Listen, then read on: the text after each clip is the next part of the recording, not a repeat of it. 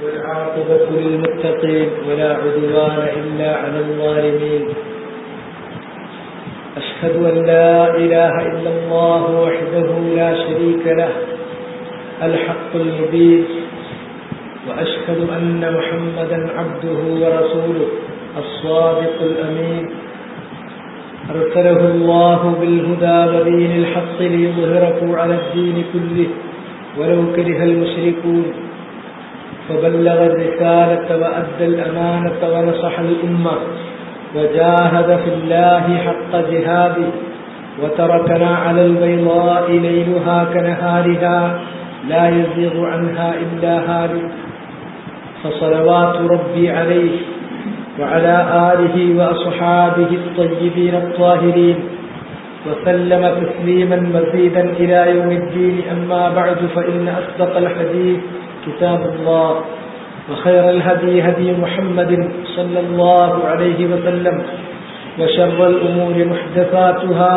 فكل محدثة بدعة، وكل بدعة ضلالة، وكل ضلالة في النار.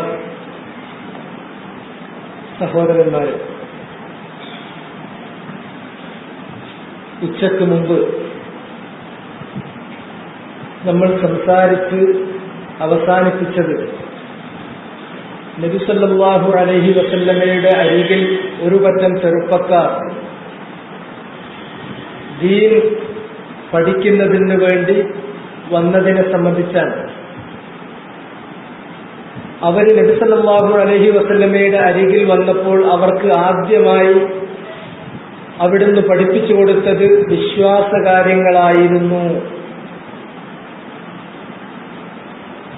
തഅല്ലംനൽ ഈമാൻ, അവരുടെ വാക്ക് അതാണ്, ഞങ്ങൾ ആദ്യമായി വിശ്വാസമാണ് പഠിച്ചത്.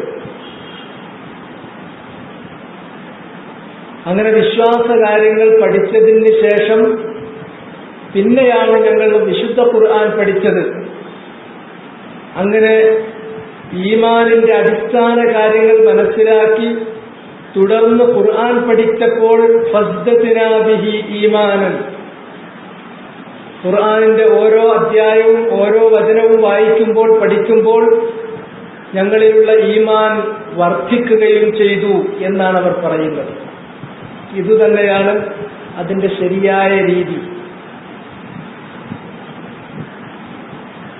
അതുകൊണ്ട് തന്നെ ഈമാൻ കാര്യങ്ങൾ ഞാൻ നേരത്തെ സൂചിപ്പിച്ചതുപോലെ ആദ്യമായി അല്ലാഹുവിലുള്ള വിശ്വാസം അത് ശരിക്കും ഉൾക്കൊള്ളുക തന്നെ വേണം. അല്ലാഹു സുബ്ഹാനഹു വ തആല അവനാണ് ഈ പ്രപഞ്ചത്തെ, ഈ സൃഷ്ടിലോകത്തെ മുഴുവനും സൃഷ്ടിച്ചത്.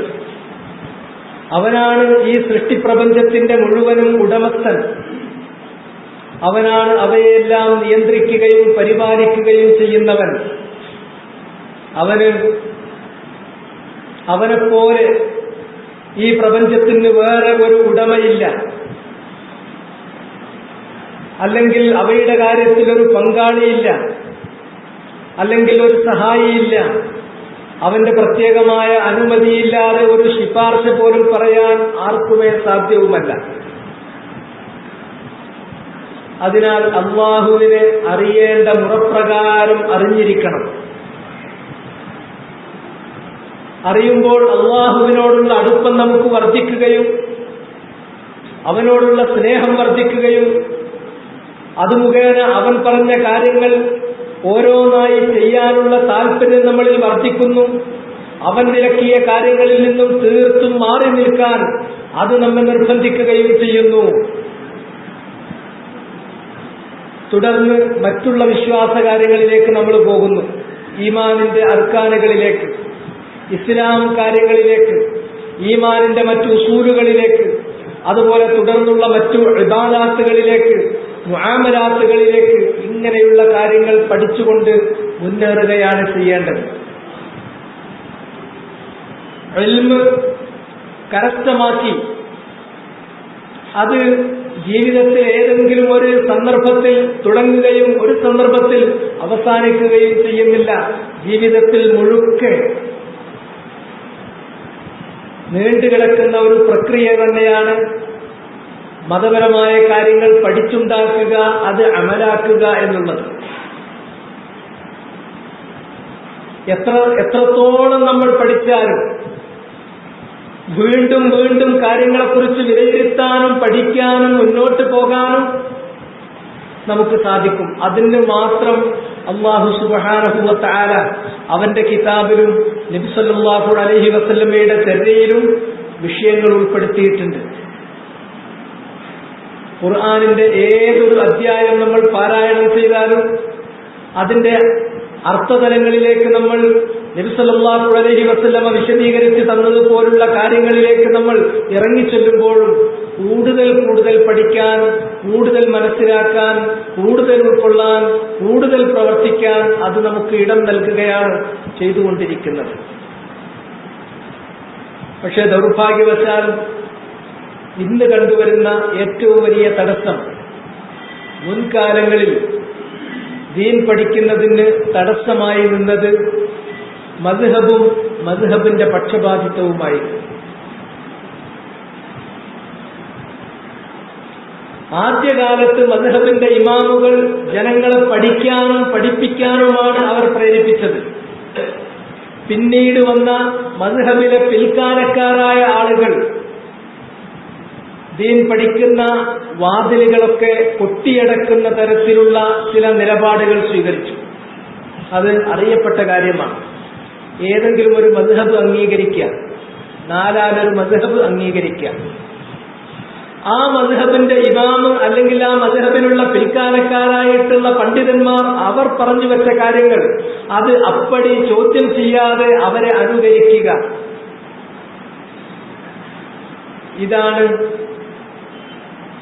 അവരുടെ നിലപാടുണ്ടായിരുന്നത്. പിന്നെ മദ്ഹബിന് വേണ്ടിയുള്ള പക്ഷപാതിത്വമായി.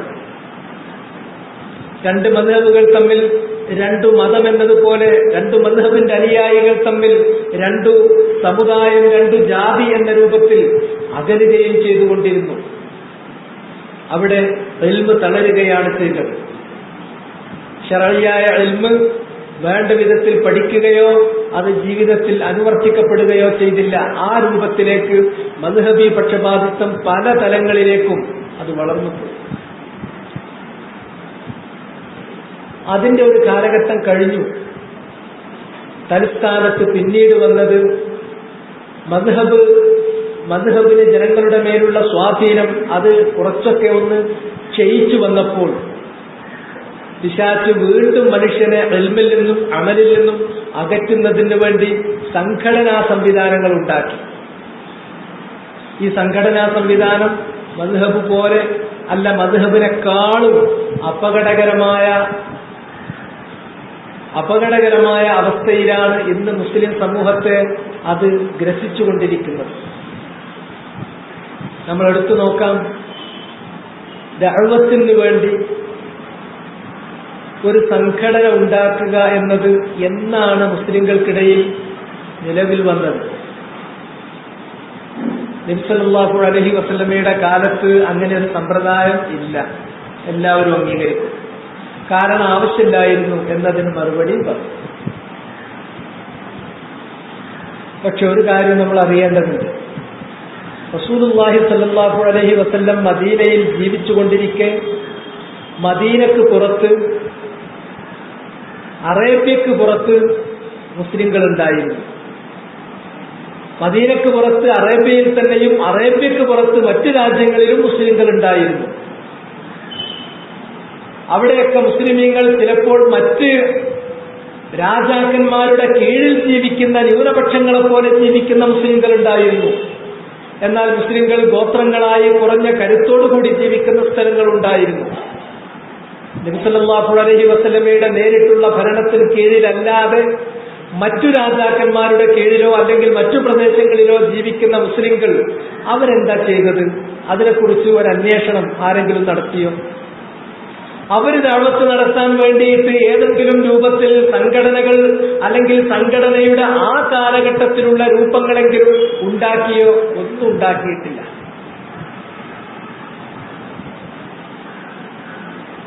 യമനിലേക്ക് നബി സല്ലല്ലാഹു അലൈഹി വസല്ലം ദീൻ പഠിപ്പിക്കാൻ വേണ്ടി രണ്ടാളുകളെ അയച്ചു. മുഖ്യമായി 2 ആളുകളെ അയച്ചു. മുആദ് ഇബ്നു ജബൽ റളിയല്ലാഹു തആല അൻഹുവിനെ അയച്ചിട്ടുണ്ട്.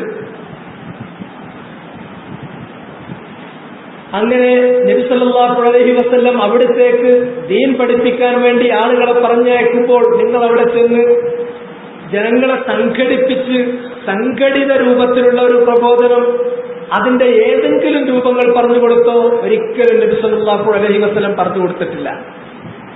അവർ ചെയ്തിട്ടുമില്ല. അവരോട് യമനിലേക്ക് പോകുന്ന സന്ദർഭത്തിൽ നബി സല്ലല്ലാഹു അലൈഹി വസല്ലമ കൊടുത്ത ഉപദേശം ഹദീസ് ഗ്രന്ഥങ്ങളിൽ കൃത്യമായി ഉദ്ധരിക്കപ്പെട്ടിട്ടുണ്ട്. ഇന്നക തഅതി ഖൗമൻ അഹ്ല കിതാബ്, താങ്കൾ ചെല്ലുന്നത് വേദാവകാശികളായ ഒരു പറ്റം ജനങ്ങളുടെ അരികിലേക്കാണ്. ഫൽയകുൻ അവ്വല മാ തദ്ഉഹും ഇലൈഹി ഷഹാദതു അല്ലാ ഇലാഹ ഇല്ലല്ലാഹ് വ അന്നി റസൂലുള്ളാഹ്. അതിനാൽ ആദ്യമായി അവരെ നീ ക്ഷണിക്കേണ്ടത് ലാ ഇലാഹ ഇല്ലല്ലാഹ് മുഹമ്മദുർ റസൂലുള്ളാഹ് എന്നുള്ള ഈ പരമമായ സത്യത്തിലേക്കായിരിക്കണം. അത് അവർ അംഗീകരിച്ചു കഴിഞ്ഞാൽ ഫഅലിംഹും അന്നല്ലാഹ ഖദ് ഇഫ്തറദ അലൈഹിം 5 സ്വലവാത്തിൻ ഫീ യൗമിഹിം വ ലൈലതിഹിം. അവരെ തുടർന്നുകൊണ്ട് അറിയിക്കേണ്ടത് അത് വിശ്വാസത്തിന്റെ പ്രശ്നമാണ്. അത് പറഞ്ഞു കഴിഞ്ഞാൽ പിന്നെ അവരോട് പറയേണ്ടത്, അംഗീകരിച്ച ആളുകളോട് പറയേണ്ടത്, രാത്രിയിലും പകലിലുമായി 5 നേരത്തെ നമസ്കാരം അല്ലാഹു അവർക്ക് നിയമമാക്കിയിട്ടുണ്ട്. ഫഇൻഹും അതാഉ ലിദാലിക്, ആ കാര്യവും അവർ അംഗീകരിച്ചു കഴിഞ്ഞാൽ ഫഅലിംഹും, അവരെ തുടർന്നുകൊണ്ട് നീ അറിയിക്കണം, അന്നല്ലാഹ ഖദ് ഇഫ്തറദ അലൈഹിം സ്വദഖത്തൻ, അല്ലാഹു സുബ്ഹാനഹു വ തആല സകാത്ത് നിർബന്ധമാക്കിയിട്ടുണ്ട്. ഫീ അംവാലിഹിം, അവരുടെ ധനത്തിൽ. ആ സ്വദഖ എവിടെ നിന്നാണ് വാങ്ങേണ്ടത്? അല്പം സ്വത്തുള്ളവന്റെ അടുക്കൽ നിന്ന് സ്വദഖ സകാത്ത് വാങ്ങണം? അല്ല, തുഖദു മിൻ അഗ്നിയാഹിം, ധനികർക്ക്. സമ്പത്ത് എന്ന് പറയുന്നതിന് പ്രത്യേകമായ ചില ലിമിറ്റുകളുണ്ട്. ആ ലിമിറ്റിൽ താഴെയുള്ള ആളുകൾ സകാത്ത് കൊടുക്കേണ്ടതില്ല. ആ ലിമിറ്റിന് മീതെയുള്ള ആളുകളെയാണ് സമ്പന്നർ എന്ന് പറയുന്നത്. അതൊക്കെ ഹദീസിൽ പിന്നെ വിശദീകരിച്ചിട്ടുണ്ട്. അങ്ങനെ സമ്പന്നരായ ആളുകളിൽ നിന്ന് അത് ശേഖരിക്കപ്പെടണം. എന്നിട്ട് തുറത്തു അലാ ഫുഖറാഇഹിം, അവരുടെ കൂട്ടത്തിൽ തന്നെ പെട്ടിട്ടുള്ള ഫുഖറാക്കൾക്ക് വിതരണം നടത്തുകയും ചെയ്യണം. മുസ്ലിങ്ങളിൽ, അവരിൽ നടന്ന മുസ്ലിങ്ങളിൽപ്പെട്ട ഫുഖറാക്കൾക്ക് ഇങ്ങനെ ദീൻ പഠിപ്പിച്ചു കൊടുക്കുക. ദീൻ പഠിപ്പിച്ചു കൊടുക്കുക, അതവർ പഠിക്കുക. പഠിക്കുന്നിടത്തോളം കാര്യങ്ങൾ അവർ ചെയ്തുകൊണ്ടിരിക്കുക. ഇൽമ്, അമല്, ഇതായിരുന്നു അവരുടെ രീതി. അതിൽ മൂന്നാമതൊരുവൻ സംഘടന വന്നിട്ടില്ല. ആ സംഘടന ഇന്ന് നിലവിൽ വന്നപ്പോൾ ഇൽമിന് ഏറ്റവും വലിയ തടസ്സം ഈ സംഘടനാവാദമാണ്, സംഘടനാ പ്രവർത്തനങ്ങളാണ്. അത് ആധുനിക കാലത്തെ മുസ്ലിം പണ്ഡിതന്മാരും ചിന്തകന്മാരും ഏറെ അസ്വസ്ഥമാവുകയും ചൂണ്ടിക്കാണിക്കുകയും ചെയ്തിട്ടുള്ള കാര്യമാണ്. ഡോക്ടർ ബക്കർ അബൂ സയ്യിദിനെ പോലെയുള്ള ശൈഖന്മാർ അവർ ഈ കാര്യം ചൂണ്ടിക്കാണിച്ചിട്ടുണ്ട്. ആധുനിക കാലത്ത് ഇൽമിനുള്ള ഏറ്റവും വലിയ തടസ്സം സംഘടനയാണ്. നിങ്ങളെടുത്തു നോക്കൂ, നാം അതിന്റെ ഇരകളാണ്, നമ്മൾ അതിന്റെ നേരിട്ടുള്ള അനുഭവസ്ഥരുമാണ്. നമ്മുടെയൊക്കെ ഒരു ശരാശരി മുസ്ലിമിന്റെ ഒരു ദിവസം ഒരു 2 മണിക്കൂർ അല്ലെങ്കിൽ 3 മണിക്കൂർ, ശരാശരി 2 മണിക്കൂർ അയാൾ സംഘടനാ പ്രവർത്തനത്തിന് വേണ്ടി നീക്കിവെക്കുന്നുണ്ട്. ഈ സംഘടനാ പ്രവർത്തനം എന്ന് പറഞ്ഞാൽ അത് ഇൽമ്, ശർഈയായ ഇൽമ് നേടുന്ന പ്രവർത്തനമല്ല, മറ്റു കാര്യങ്ങളാണ്. എക്സിക്യൂട്ടീവ് മീറ്റിംഗ്, കൗൺസിൽ മീറ്റിംഗ്, ജില്ലാ കമ്മിറ്റി, മണ്ഡലം കമ്മിറ്റി, യൂണിറ്റ് കമ്മിറ്റി, ചുമരെഴുത്തിന് പോകല്, വേറുള്ള കാര്യങ്ങൾ വിതരണം ചെയ്യല്, മറ്റു പ്രവർത്തനങ്ങൾ സംഘടിപ്പിക്കല്, ഇങ്ങനെ കുറേ കാര്യങ്ങളാണ്. അങ്ങനെ ഒരായുസ് മുഴുവനും നമ്മൾ സംഘടനാ പ്രവർത്തനത്തിന് വേണ്ടി മണിക്കൂറുകൾ ചിലവഴിച്ച് മരണപ്പെട്ട് അള്ളാഹുവിന്റെ അരികിലേക്ക് എത്തുമ്പോൾ അള്ളാഹു നമ്മോട് ചോദിക്കുന്നു, ലാ തസൂലു ഖദമ അബ്ദിൻ, ഒരു മനുഷ്യന്റെയും കാൽപാദങ്ങൾ മുന്നോട്ട് വെക്കുക സാധ്യമല്ല.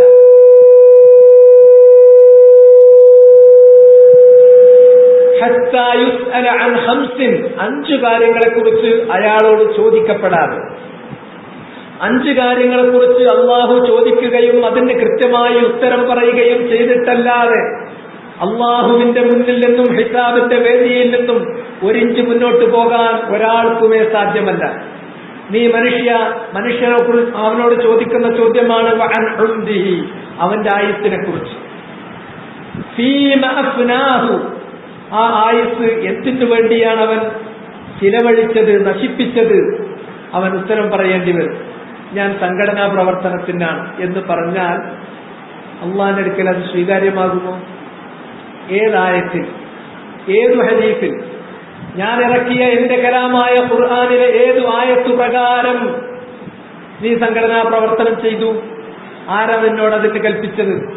ഞാൻ നിയോഗിച്ചയച്ചിട്ടുള്ള എന്റെ ദൂതനായ റസൂൽ പറഞ്ഞ ഏതു വചനപ്രകാരം? അതിന് ഇവർക്ക് നിശ്ചയമില്ല, തീരുമാനമില്ല. അങ്ങനെ ഒരു ആയത്തും അങ്ങനെ ഒരു ഹദീസും ആർക്കുമേ ഒരു സംഘടനക്കാരനും ഇതുവരെ ചൂണ്ടിക്കാണിക്കാനും സാധ്യമല്ല. അതിനുവേണ്ടി ചൂണ്ടിക്കാണിക്കുന്ന എല്ലാ തെളിവുകളും സംഘടനാ പ്രവർത്തനത്തിനോ സംഘടനക്കോ ഉള്ളതല്ല, മറിച്ച് ആ ചൂണ്ടിക്കാണിക്കുന്നത് മുഴുവനും ദഅവത്തിന് വേണ്ടിയുള്ള തെളിവുകളാണ്. ദഅവത്ത് എന്ന് പറഞ്ഞാൽ മറ്റൊന്നാണ്, സംഘടനയല്ല. ഉദാഹരണമായിട്ട് ചില സംഘടനകൾ നിങ്ങൾ എടുത്തു നോക്കിയാൽ ആ സംഘടനക്ക് ദഅവത്ത് വകുപ്പും ആ ദഅവത്തിന് വേറൊരു വിംഗും ഉണ്ടാകും. അപ്പൊ ദഅവത്തല്ലാത്ത വേറെ കുറെ കാര്യങ്ങൾ ചെയ്തുകൊണ്ടിരിക്കുന്നുണ്ട്, ദഅവത്ത് വകുപ്പ് പറഞ്ഞിട്ട് വേറെ ഉണ്ടാക്കിയിട്ടുണ്ട്. ചോദിച്ചാൽ പറയാം, ദഅവത്തിന് വേണ്ടിയ സംഘടന എന്ന് പറഞ്ഞാൽ തന്നെ ദഅവത്താണ്. അപ്പൊ സംഘടന എന്ന് പറഞ്ഞാൽ ദഅവത്ത് പ്ലസ് കുറെ വേറെ കാര്യങ്ങളാണ്. പിന്നെ അവസാനം ദഅവത്ത് ചുരുങ്ങി 10-15 വകുപ്പുകളുള്ള കൂട്ടത്തിലെ ചെറിയൊരു വകുപ്പാകും. അങ്ങനെ ചുരുങ്ങിപ്പോകുന്ന ഒരു കാര്യമാണ്. ദഅവത്ത് ഇങ്ങനെയല്ല ചെയ്യേണ്ടത്. ദഅവത്ത് ചെയ്യുന്നതിന് അതിൻ്റെതായ നിയമങ്ങൾ, അതിൻ്റെതായ ശുറൂത്തുകളുണ്ട്. അത് പൂർത്തീകരിച്ചുകൊണ്ട് അതിന്റെ മാർഗത്തിലാണ് ചെയ്യേണ്ടത്. സംഘടന രൂപീകരിക്കുമ്പോൾ അതിനുണ്ടാകുന്ന ഓരോ കാര്യങ്ങളും ശറഅന്റെ വിലക്കുകൾ മാനിക്കാതെ അള്ളാഹു വിലക്കിയിട്ടുള്ള കാര്യങ്ങളെ ലംഘിച്ചുകൊണ്ടാണ് മുന്നോട്ട് പോകുന്നത്. ഉദാഹരണമായിട്ട് പറയാം, ഒന്ന്, സംഘടന ആകുമ്പോൾ ആദ്യം ആ സംഘടനയുടെ ഒരംഗത്വം നമുക്ക് വേണം. അപ്പോഴാണ് സംഘടന ഉണ്ടാവുള്ളൂ. കുറച്ചാളുകൾ അംഗങ്ങളായിട്ട് അതിൽ ചേരുമ്പോൾ മുസ്ലിങ്ങളെ മുഴുവനും ഒരൊറ്റ വിഭാഗമായി കാണാനല്ലാതെ മുസ്ലിങ്ങളിൽ നിന്ന് ചില ആളുകൾക്ക് മെമ്പർഷിപ്പ് കൊടുത്ത് അവരെ വേർതിരിക്കുകയും മറ്റുള്ളവരെ അതിൽ നിന്ന് മാറ്റി നിർത്തുകയും ചെയ്യുന്ന ഒരു സഖ്യമുണ്ടാക്കുന്നത് നബി സല്ലല്ലാഹു അലൈഹി വസല്ലം വളരെ ശക്തമായി എതിർത്തിട്ടുള്ള കാര്യമാണ്. ഇമാം മുസ്ലിം റിവായത്ത് ചെയ്തിട്ടുള്ള സ്വഹീഹായ ഹദീസിൽ പറയുന്നു, ലാ ഹിൽഫ ഫിൽ ഇസ്ലാം, ഇസ്ലാമിൽ വേറെ ഒരു സഖ്യം ഉണ്ടാക്കാവതേ അല്ല. മുസ്ലിങ്ങൾ ഒറ്റക്കക്ഷിയാണ്, ഐക്യത്തോടുകൂടി ഒറ്റക്കക്ഷിയായി മുന്നേറേണ്ടവരാണ്. അതിൽ ചിലരെ കൂട്ടാതെ മറ്റു ചിലരെ കൂട്ടി ഒരു സഖ്യമുണ്ടാക്കുക എന്നത് ലാ ഹിൽഫ ഫിൽ ഇസ്ലാം. ഇസ്ലാമിൽ ചിലരെ ഒഴിവാക്കി ചിലരെ കൂട്ടി നിങ്ങൾ സഖ്യമുണ്ടാക്കുക എന്നുള്ളത് പാടില്ലാത്ത കാര്യമാണ്. സംഘടന, അതേത് സംഘടനയാണെങ്കിലും അവരൊക്കെ ഇസ്ലാം എന്ന് പറയുന്ന ഈ വൃത്തത്തിനുള്ളിൽ വേറെ വേറെ ചെറിയ വൃത്തങ്ങൾ വരയ്ക്കുകയും ചെറിയ സഖ്യങ്ങൾ ഉണ്ടാക്കുകയും എന്നിട്ട് പരസ്പരം പോരടിക്കുകയും ഭിന്നിച്ചും അതുപോലെ തന്നെ ചിഹ്നിച്ചിതരെയും മാറി നിൽക്കുകയും ചെയ്യുകയാണ് ഉണ്ടാകുന്നത്. 2, അതിൽ അംഗത്വെടുക്കുന്ന ഒരാൾ സ്വാഭാവികമായും അതിന്റെ നേതാക്കന്മാർക്കും ആ സംഘടനയുടെ ഭരണഘടനക്കും അവര് അനുസരണ പ്രതിജ്ഞ ചൊല്ലിക്കൊള്ളണം. അനുസരണ പ്രതിജ്ഞ എടുക്കുക എന്ന് പറഞ്ഞാൽ ചിലപ്പോൾ അത് രേഖാമൂലം എഴുതി മെമ്പർഷിപ്പിന്റെ ഫോമിൽ എഴുതി താഴെ ഒപ്പിട്ട് കൊടുത്താൽ മതിയാകും. രണ്ടും ഫലത്തിലൊന്ന് തന്നെയാണ്. ഒന്ന് രേഖാമൂലമാണ്, മറ്റൊന്ന് വാചികമാണ്, വ്യത്യാസമല്ല. ഇതില്ലാത്ത ഒരു സംഘടനയില്ല. അങ്ങനെ ഒരിക്കലും ഒരു പ്രതിജ്ഞ നമ്മെ സംബന്ധിച്ചിടത്തോളം ഒരാൾക്ക് നമ്മൾ അങ്ങനെ ഒരു അനുസരണ പ്രതിജ്ഞ നമ്മൾ നൽകുന്നുവെങ്കിൽ അത് നൽകാൻ അവകാശപ്പെട്ടത് അല്ലാഹു സുബ്ഹാനഹു വ തആല സുൽത്താൻ അധികാരമേൽപ്പിച്ച മുസ്ലിം ഭരണാധികാരിക്ക് മാത്രമേ അത് ചെയ്യാൻ പാടുള്ളൂ. മുത്തർരിഫ് ഇബ്നു അബ്ദില്ല അശ്ശിഹീർ താബിഈ വര്യനാണ്. അദ്ദേഹം ഒരിക്കൽ ഒരു സദസ്സിലേക്ക് ചെന്നു. ആ സദസ്സ് സയ്യിദ് ഇബ്നു സുഹാൻ എന്ന് പറയുന്ന ഒരു ത്യാഗീവര്യന്റെ സദസ്സാണ്. അങ്ങനെ കുറേയധികം കാര്യങ്ങളൊക്കെ അവർ ചർച്ച ചെയ്തതിനു ശേഷം അവര് ഒരു കടലാസിൽ എഴുതി, അല്ലാഹു റബ്ബുന വ മുഹമ്മദുൻ നബിയുന വൽ കിതാബു ഇമാമുന വമൻ കാന മഅനാ ഫകുന്നാ വകുന്നാ. അല്ലാഹുവാണ് നമ്മുടെ റബ്ബ്, മുഹമ്മദ് നമ്മുടെ റസൂലാണ് സല്ലല്ലാഹു അലൈഹി വസല്ലം, ഖുർആൻ നമ്മുടെ ഇമാമാണ്. ഈ കാര്യത്തിന് നമ്മോട് ആരൊക്കെ യോജിക്കുന്നുവോ നമ്മൾ അവരോടൊപ്പം നിൽക്കുന്ന ഒറ്റക്കെട്ടാണ് എന്നൊരു കടലാസിൽ എഴുതിയിട്ട് ഇങ്ങനെ കൈമാറി. 30ഓളം ആളുകൾ ആ മജ്‌ലിസിൽ ഇരിപ്പുണ്ട്. ഓരോരുത്തരും അത് വായിച്ചു. ശരി, അതിന് ആ പ്രതിജ്ഞ യെസ് എന്ന് ആ പ്രതിജ്ഞ ചൊല്ലി മറ്റവർക്ക് കൈമാറി. മുത്തർരിഫിന്റെ അടുക്കലെത്തിയപ്പോൾ റഹിമഹുല്ലാ അദ്ദേഹം അത് വായിച്ച് തിരിച്ചു കൊടുത്തു, ഞാൻ ചെയ്യൂല. ആ മജ്‌ലിസിൽ പ്രധാനി സയ്യിദ് ഇബ്നു സുഹാൻ അദ്ദേഹത്തിന്റെ അടുക്കൽ വിഷയത്തിൽ മുത്തർരിഫ് പറഞ്ഞ ആള് അയാള് ഈ പ്രതിജ്ഞ എടുക്കാൻ കൂട്ടാക്കുന്നില്ല, എന്താ ഇതിന് തെറ്റ്, എന്താ ഇതിന് തെറ്റ്, ഇതാണ് ചോദ്യം. ആളുകളെല്ലാവരും കൂടി മുത്തർരിഫിന് നേരെ തിരിഞ്ഞു. അങ്ങനെയാണല്ലോ പെട്ടെന്ന് പൊതുജനം അങ്ങനെയാണ്. സയ്യിദ് ഇബ്നു സുഹാൻ അവരെ സമാധാനിപ്പിച്ചു. ഇല്ല, അദ്ദേഹം എന്തു പറയുന്നു അത് നാം ഒന്ന് കേൾക്കുക. അപ്പോൾ സയ്യിദ് ഇബ്നു സുഹാൻ അദ്ദേഹത്തോട് ചോദിച്ചു, താങ്കൾ എന്തുകൊണ്ടാണ് ഇതിന്റെ വിസമ്മതം പറയുന്നത്?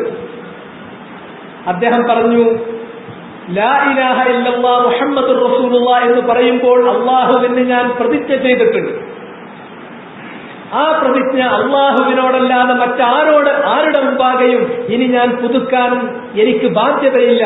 അങ്ങനെ പുതുക്കുന്നത് ദീനിൽ സ്ഥിരപ്പെട്ട കാര്യവുമല്ല.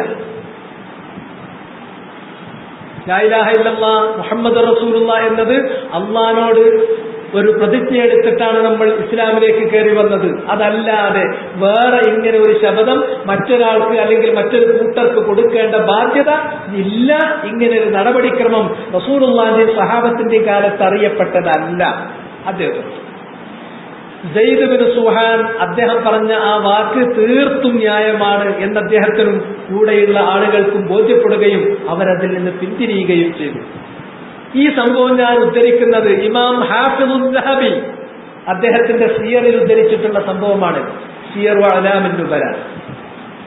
ഇത് ഞാൻ നിങ്ങളെ കേൾപ്പിച്ചത് എന്തിനെന്ന് ചോദിച്ചാൽ, ഇവിടുത്തെ സംഘടനയുടെ നേതാക്കൾ, അതിന്റെ ഭരണഘടന, അംഗങ്ങളോട് വാങ്ങുന്ന പ്രതിജ്ഞ ഇതൊന്നുമല്ല. ഒരു സംഘടനയുടെ പ്രതിജ്ഞ എനിക്കിപ്പോ വാക്കുകൾ ഓർമ്മയുണ്ട്. ഖുർആനും സുന്നത്തും അനുസരിച്ച് ജീവിക്കാമെന്നും സംഘടനയുടെ നിയമങ്ങളും കൽപ്പനകളും പാലിച്ചുകൊണ്ട് അനുസരിക്കാമെന്നും ഞാൻ ഇതിനാൽ പ്രതിജ്ഞ ചെയ്യുന്നു എന്നാണ്.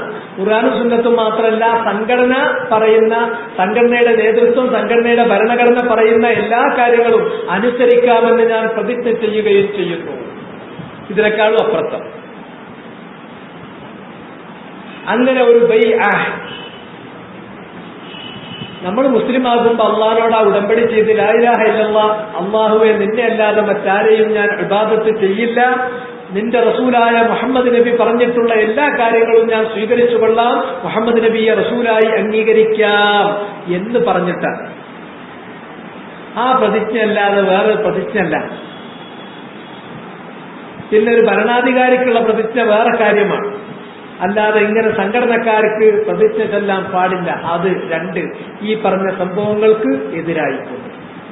3 സംഘടന എന്ന് പറഞ്ഞ എന്തിനായി സംഘടന? അത് മൈക്ക് പെർമിറ്റ് ഇട്ടാണ് ഇത്രയും വലിയ ഏർപ്പാടുകള്, പാർട്ടികള്, ഓഫീസുകള്, ഭരണഘടനകള്, അങ്ങനത്തെ കുറെ കാര്യങ്ങള്, ഈ കാണുന്ന തല്ല്, തടവ് എല്ലാം ആവശ്യമാണ്. അതിന്റെ ആവശ്യമില്ല. അതിനൊരു വ്യക്തി പോലീസ് സ്റ്റേഷനിൽ പോയിട്ട് പറഞ്ഞാൽ മതി. എഴുതി കൊടുത്താൽ മതി. കോർട്ട് ഫീസ് സ്റ്റാമ്പ് ഒട്ടിച്ച് പുറത്ത് മൈക്ക് ഉപയോഗിക്കുകയാണെങ്കിൽ അവിടെ പോയിട്ട് ഒരു വ്യക്തി, ഞാൻ ഇന്നാളുടെ മകൻ ഇന്നാൾ ഇന്ന സ്ഥലത്ത് താമസിക്കുന്നു, എനിക്ക് ഇന്ന ആവശ്യത്തിന് വേണ്ടി ഞാൻ വിശ്വസിക്കുന്ന മതം പ്രബോധനം ചെയ്യുന്ന ആവശ്യത്തിലേക്കായി ഒരു പൊതുപ്രഭാഷണം നടത്താൻ വേണ്ടി മൈക്ക് പെർമിറ്റ് അനുവദിക്കണം, എഴുതി കൊടുത്താൽ വ്യക്തിക്ക് കിട്ടുന്ന കാര്യമാണ്. അതിന് ഇതിന്റെ ആവശ്യമില്ല. എന്നിട്ട് ഈ സംഘടനക്ക് ഒരു തെരഞ്ഞെടുപ്പ് വെക്കും, വർഷത്തിൽ 2 വർഷത്തിൽ അല്ലെങ്കിൽ 3 വർഷത്തിൽ. ആ തെരഞ്ഞെടുപ്പ് എന്ന് പറഞ്ഞാൽ ജനാധിപത്യ രീതിയിലുള്ള തെരഞ്ഞെടുപ്പ് എന്നാണ് പറയുന്നത്.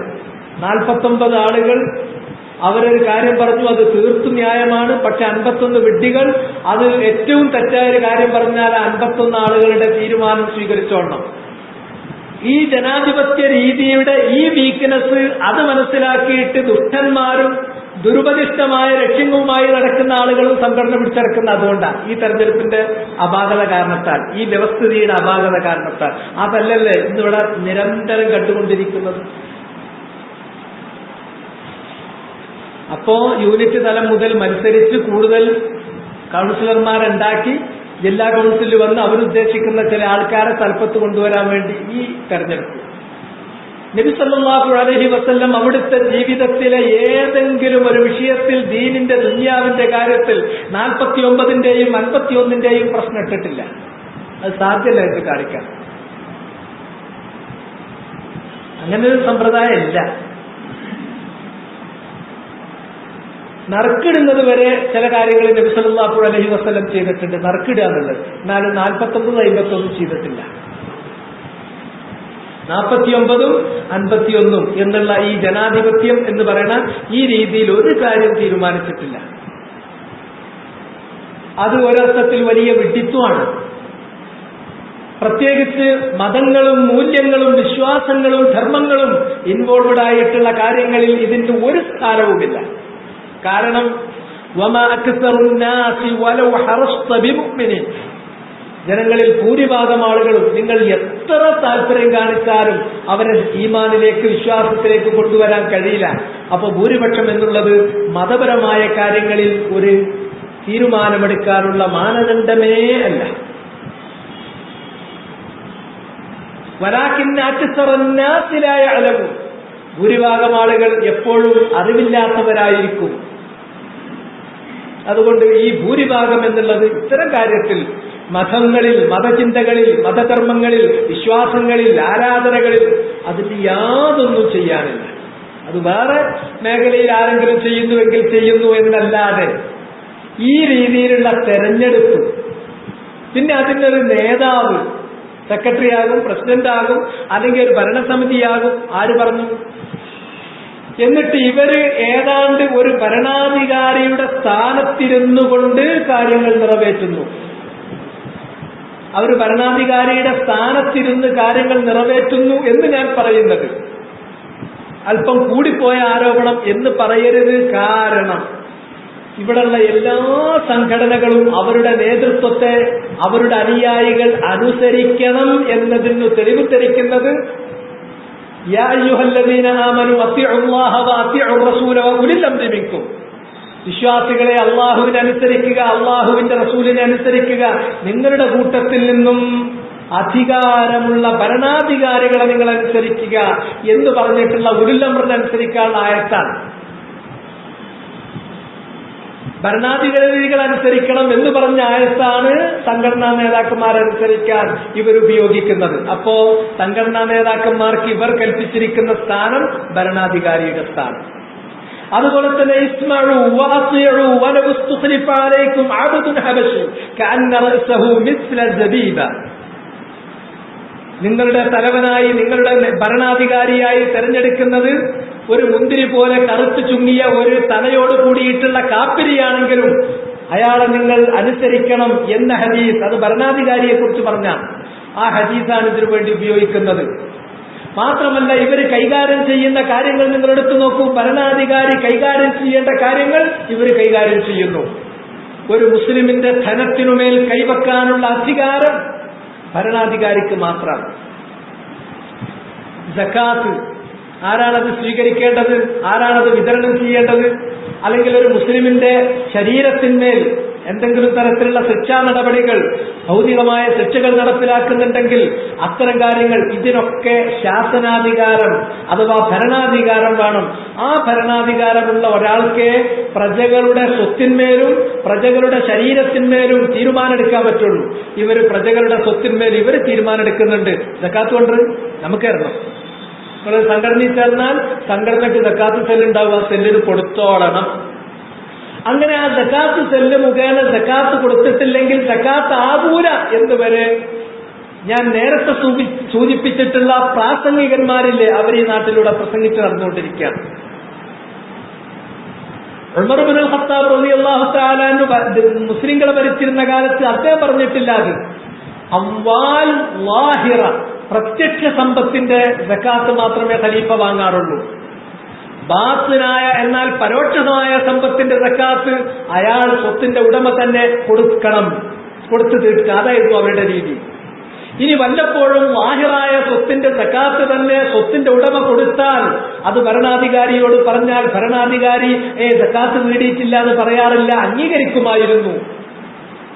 ഇന്ന് ഖലീഫ ഉമറിനേക്കാളും വലിയ അധികാരത്തിലാണ് ഇവർ കാര്യങ്ങൾ കൈകാര്യം ചെയ്തുകൊണ്ടിരിക്കുന്നത്. ഇവിടങ്ങളിലൊക്കെ ദീനിന്റെ മത്താലിബുകൾക്ക്, ദീനിന്റെ തെളിവുകൾക്ക്, പ്രമാണങ്ങൾക്ക് എതിരായിട്ടാണ് ഈ സംഗതി പോണത്. മാത്രമല്ല, ഒരു മുസ്ലിം മറ്റൊരു മുസ്ലിമിനോട് നിർബന്ധമായും പുലർത്തിയിരിക്കേണ്ട ചില ബന്ധങ്ങളുണ്ട്. ആ ബന്ധം എന്താണ്? എന്റെ സഹോദരനാണ് എന്ന ഫീലിംഗ് ആണ് ആദ്യം വേണ്ടത്. അൽ മുസ്ലിമു അഖുൽ മുസ്ലിം ലാ യദ്ലിമു വലാ യഖ്ദുലു. ഒരു മുസ്ലിം മറ്റൊരു മുസ്ലിമിന് സഹോദരനാണ്. അവനെ ഉപദ്രവിക്കില്ല, അവനെ കൈയൊഴിക്കില്ല. ഓരോ മുസ്ലിമിനും മറ്റൊരു മുസ്ലിമിന്റെ മേൽ ചില കടമകളുണ്ട്. ഹഖ്ഖുൽ മുസ്ലിം അലൽ മുസ്ലിമി സിത്തുൻ, 6 കാര്യങ്ങൾ അതിൽ എണ്ണിപ്പറഞ്ഞ് റസൂലുള്ളാഹി നമ്മെ പഠിപ്പിച്ചിട്ടുണ്ട്.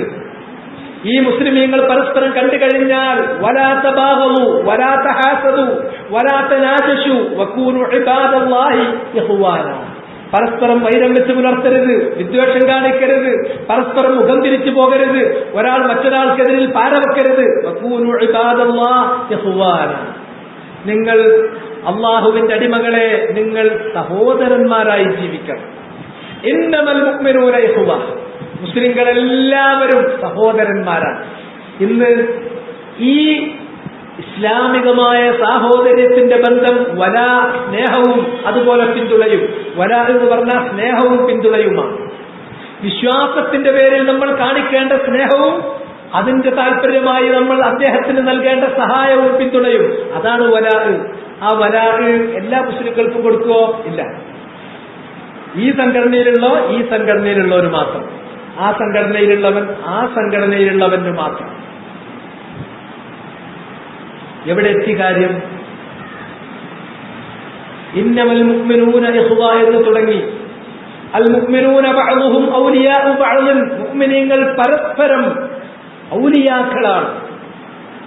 അവർ പരസ്പരം സ്നേഹവും സഹായവും പിന്തുണവും ചെയ്യേണ്ട സഹോദരന്മാരാണ് എന്ന വിശുദ്ധ ഖുർആനിന്റെ വലാ പഠിപ്പിക്കുന്ന ആയത്തിന്റെ താല്പര്യത്തിന് എതിരിൽ ഇല്ല. മുസ്ലിങ്ങൾ മുഴുവല്ല, എന്റെ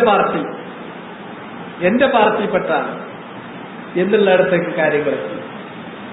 ഇനിയോ എന്റെ പാർട്ടിക്ക് 150 വർഷമായി തുടർന്നു പോരുന്ന അല്ലെങ്കിൽ 75 വർഷമായി തുടർന്നു പോരുന്ന ചില സിദ്ധാന്തങ്ങൾ ഉണ്ടായിരിക്കും.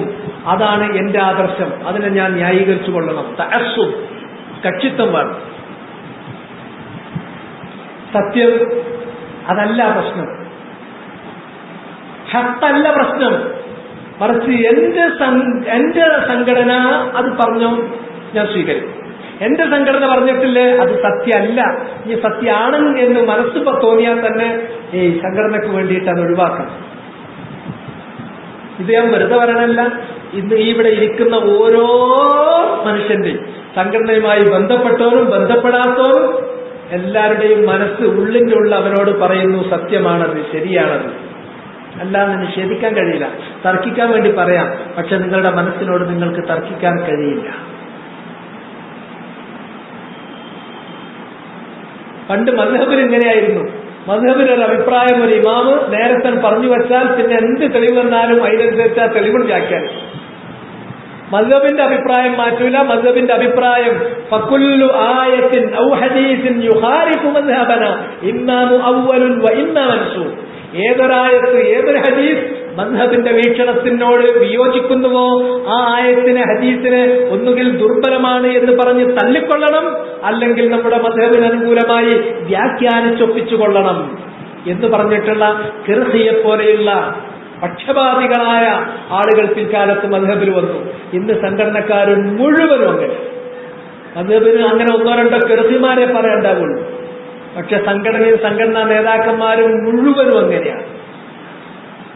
മാത്രല്ല അള്ളാഹ് നമുക്ക് തന്നൊരു പേരുണ്ട്, അതിമനോഹരമായ ഒരു പേര്, മുസ്ലിം.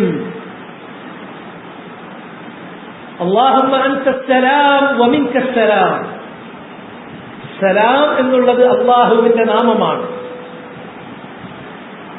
ആ നാമത്തിൽ ഉൾച്ചേർന്നിരിക്കുന്നതായ ഗുണവിശേഷണം സിഫത്ത് സലാമത്ത് എന്നുള്ളതാണ്.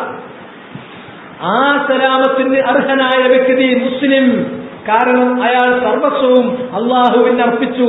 അതിനാൽ അള്ളാഹു അവന് സലാമത്ത് കൊടുത്തു, ദുനിയാവിലും പരലോകത്തും. ആ സലാമത്ത് അർപ്പിച്ചു, ജീവിതം അള്ളാഹ്ക്ക് അർപ്പിച്ചു, അള്ളാഹുന്റെ സലാമത്ത് കിട്ടി. അവനാണ് മുസ്ലിം. അള്ളാഹുവിൽ വിശ്വസിച്ചു. അള്ളാഹ് എല്ലാ കാര്യം അറിയുന്നവനും നിയന്ത്രിക്കുന്നവനും അവനാണ്. അതുകൊണ്ട് അവനെ വിശ്വസിച്ചു, അവനിൽ കാര്യങ്ങൾ ഭരമേൽപ്പിച്ചു. അതുകൊണ്ട് തന്നെ അള്ളാഹുവിന് അമ്ന് നൽകി. അങ്ങനെ അള്ളാഹുവിൽ ഈമാൻ കൊണ്ടപ്പോൾ അള്ളാഹിന്റെ അമ്ന് കിട്ടിയവൻ മുഅ്മിൻ. ഈ രണ്ട് പേരാണ് അള്ളാഹ് നമുക്ക് നൽകിയത്. എത്ര മനോഹരാണ്. ആ പേര് നമ്മൾ മാറ്റി. ഇപ്പൊ ഒരു മുസ്ലിമിനെ ചോദിച്ചാൽ കിട്ടൂല. സുന്നിനെ കിട്ടും, മുജാഹിദിനെ കിട്ടും, ജമാഅത്തിനെ കിട്ടും, തബ്ലീഗുകാരനെ കിട്ടും, അങ്ങനെയുള്ള പലരെയും കിട്ടും. ഒരു മുസ്ലിമിനെ നിങ്ങൾക്ക്, ഒരു മുഅ്മിനെ നിങ്ങൾക്ക് കിട്ടൂല. വെറും മുസ്ലിം, ഞാനൊരു മുസ്ലിം മാത്രമാണ് എന്ന് പറയുന്ന ഒരാളെ നിങ്ങൾ പകൽ മുഴുവനും ചൂട്ട് കത്തിച്ച് തെരഞ്ഞാലും നിങ്ങൾക്ക് കിട്ടാത്ത സ്ഥിതി വന്നു. നബി സല്ലല്ലാഹു അലൈഹി വസല്ലമ പറഞ്ഞത് ഇമാം തുർമുദി സഹീഹായ സനദോട് കൂടി റിവായത്ത് ചെയ്തു. വസമ്മു വദഉ ബിദഅവത്തില്ലാഹി അല്ലദീ സമ്മാകും അൽ മുസ്ലിമീൻ അൽ മുഅ്മിനീന ഇബാദല്ലാഹ്. നിങ്ങൾ വിളിക്കേണ്ടത് സുന്നി, മുജാഹിദ്, ജമാഅത്ത്, തബ്ലീഗ് ഇങ്ങനെയുള്ള പേരിലല്ല. ബിദഅവത്തില്ലാഹി അല്ലദീ സമ്മാകും അൽ മുസ്ലിമീൻ അൽ മുഅ്മിനീൻ ഇബാദല്ലാഹ്. അല്ലാഹുവിന്റെ അടിയാറുകളെ അല്ലാഹ് നിങ്ങൾക്ക് പേര് നൽകിയിട്ടുള്ള മുസ്ലിം, മുഅ്മിൻ എന്നുള്ള പേരാണ് നിങ്ങൾ വിളിക്കേണ്ടത്. അതിലാണ് നിങ്ങൾ അറിയപ്പെടേണ്ടത്.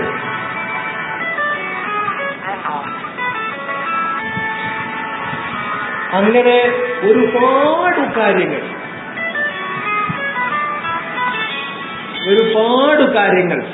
പേര് മുതൽ പൊരുള് മുതൽ അടിസ്ഥാന തത്വം തൊട്ട് എല്ലാം. എന്നിട്ട് ഈ സംഘടനകൾ ഇവിടെ പ്രവർത്തിക്കാൻ തുടങ്ങിയിട്ട് എന്താണ് ഇൽമിന്റെയും അമലിന്റെയും മേഖലയിൽ ഇവർ പുരോഗതി ഉണ്ടാക്കിയത്? 4 ആളെ ഇൽമു പഠിപ്പിക്കുന്നതിന് ഇവർ തടസ്സെടുക്കും. ഇൽമ് ഈ ശരാശരി 2 മണിക്കൂർ സംഘടനയ്ക്ക് വേണ്ടി ചെലവഴിക്കുന്നതിൽ 1 മണിക്കൂർ വിട്ടേക്ക്. ഒരു ദിവസം 1 മണിക്കൂർ വ്യവസ്ഥാപിതമായി അള്ളാന്റെ ദീൻ പഠിക്കാനും പഠിച്ചത് അമല് ചെയ്യാനും അതിന് പരിശീലിക്കാനും നമ്മൾ സമയം കണ്ടെത്തിയിരുന്നുവെങ്കിൽ ഒരു 10 വർഷത്തെ കാലയളവ് കൊണ്ട് നമ്മളൊക്കെ എത്രയോ മെച്ചപ്പെട്ടു പോയിട്ടുണ്ടാകും.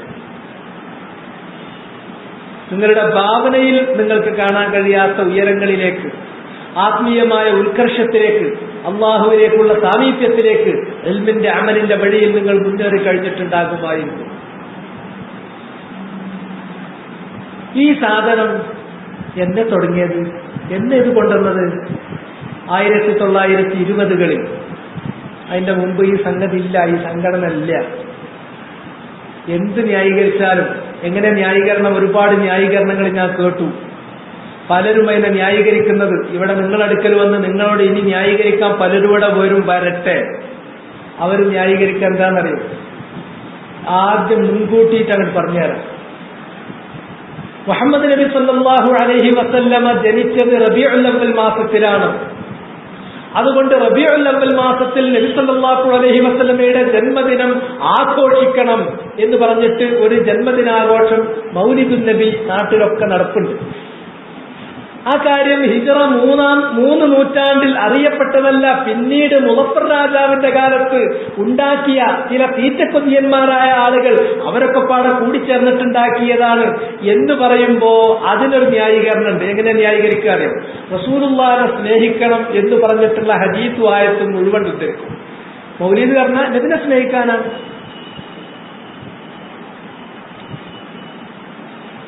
പക്ഷേ നബിയെ സ്നേഹിക്കണം എന്നല്ലാതെ നബിയെ സ്നേഹിക്കാൻ വേണ്ടി മൗലൂദിന്റെ രൂപത്തിൽ കഴിച്ചുകൊണ്ട് സ്നേഹിക്കണം എന്ന് എവിടെയും വന്നിട്ടില്ല.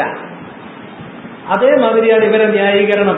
ദഅവത്ത് നടത്തണം എന്ന് പറഞ്ഞിട്ടുള്ള യോഗ്യരായ ആളുകൾ, ഉലമാക്കൾ ദഅവത്ത് നടത്തണം എന്ന് പറഞ്ഞിട്ടുള്ള ആയത്തുകളും ഹദീസുകളും മുഴുവൻ നിരത്തിയിട്ട് സംഘടനവര് രക്ഷപ്പെടുത്തിയെടുക്കാൻ നോക്കും.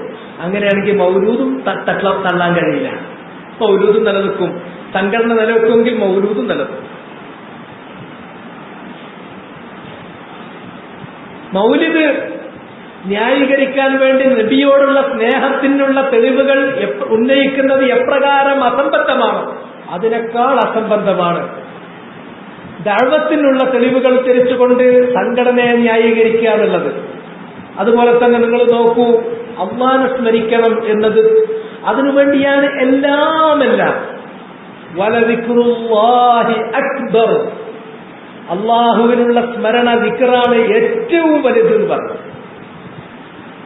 നോമ്പാകട്ടെ, ഹജ്ജാകട്ടെ, അല്ലെങ്കിൽ ഹജ്ജിന്റെ ഓരോ കർമ്മങ്ങളും എണ്ണി എണ്ണി പറഞ്ഞു. സഫാ മർവക്കിടയിലുള്ള ഓട്ടമാകട്ടെ, അല്ലെങ്കിൽ സഅയാകട്ടെ, അല്ലെങ്കിൽ അതുപോലുള്ള എല്ലാ ഇബാദത്തുകളും, നമസ്കാരം, നോമ്പ്, സക്കാത്ത്, ഹജ്ജ്, എല്ലാം അല്ലാഹ് ശർആക്കിയത് ഇന്നമാ ശുരിഅത് ലിഅജ്ലി ഇഖാമത്തി ദിക്രില്ലാ, അള്ളാഹുവിനുള്ള ദിക്ർ നിലനിർത്താൻ വേണ്ടിയാണ്.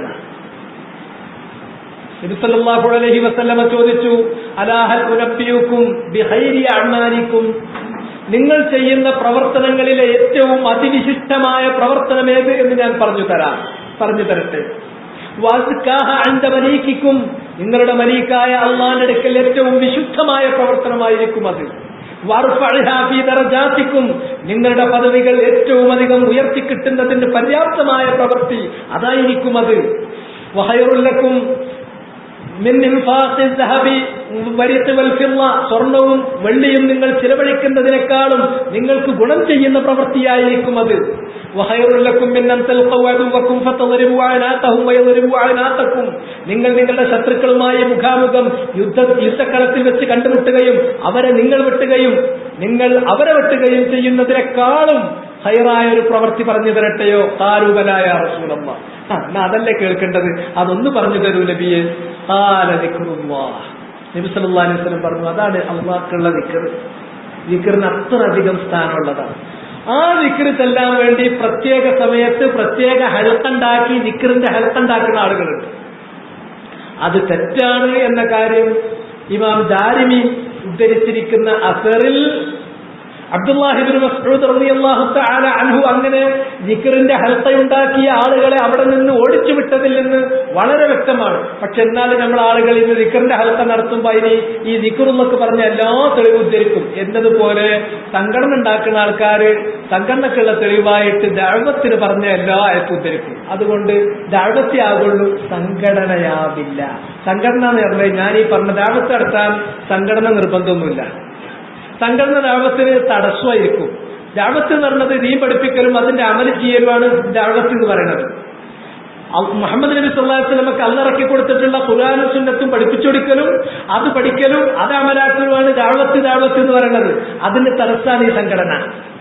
ഇന്ന് ഏത് സംഘടന ഉണ്ടോ ആ സംഘടനകൾക്ക് ഉള്ളിലും സംഘടനകൾ തമ്മിലും രൂക്ഷമായ തല്ല അങ്ങോട്ടും ഇങ്ങോട്ടും, രൂക്ഷമായതല്ല.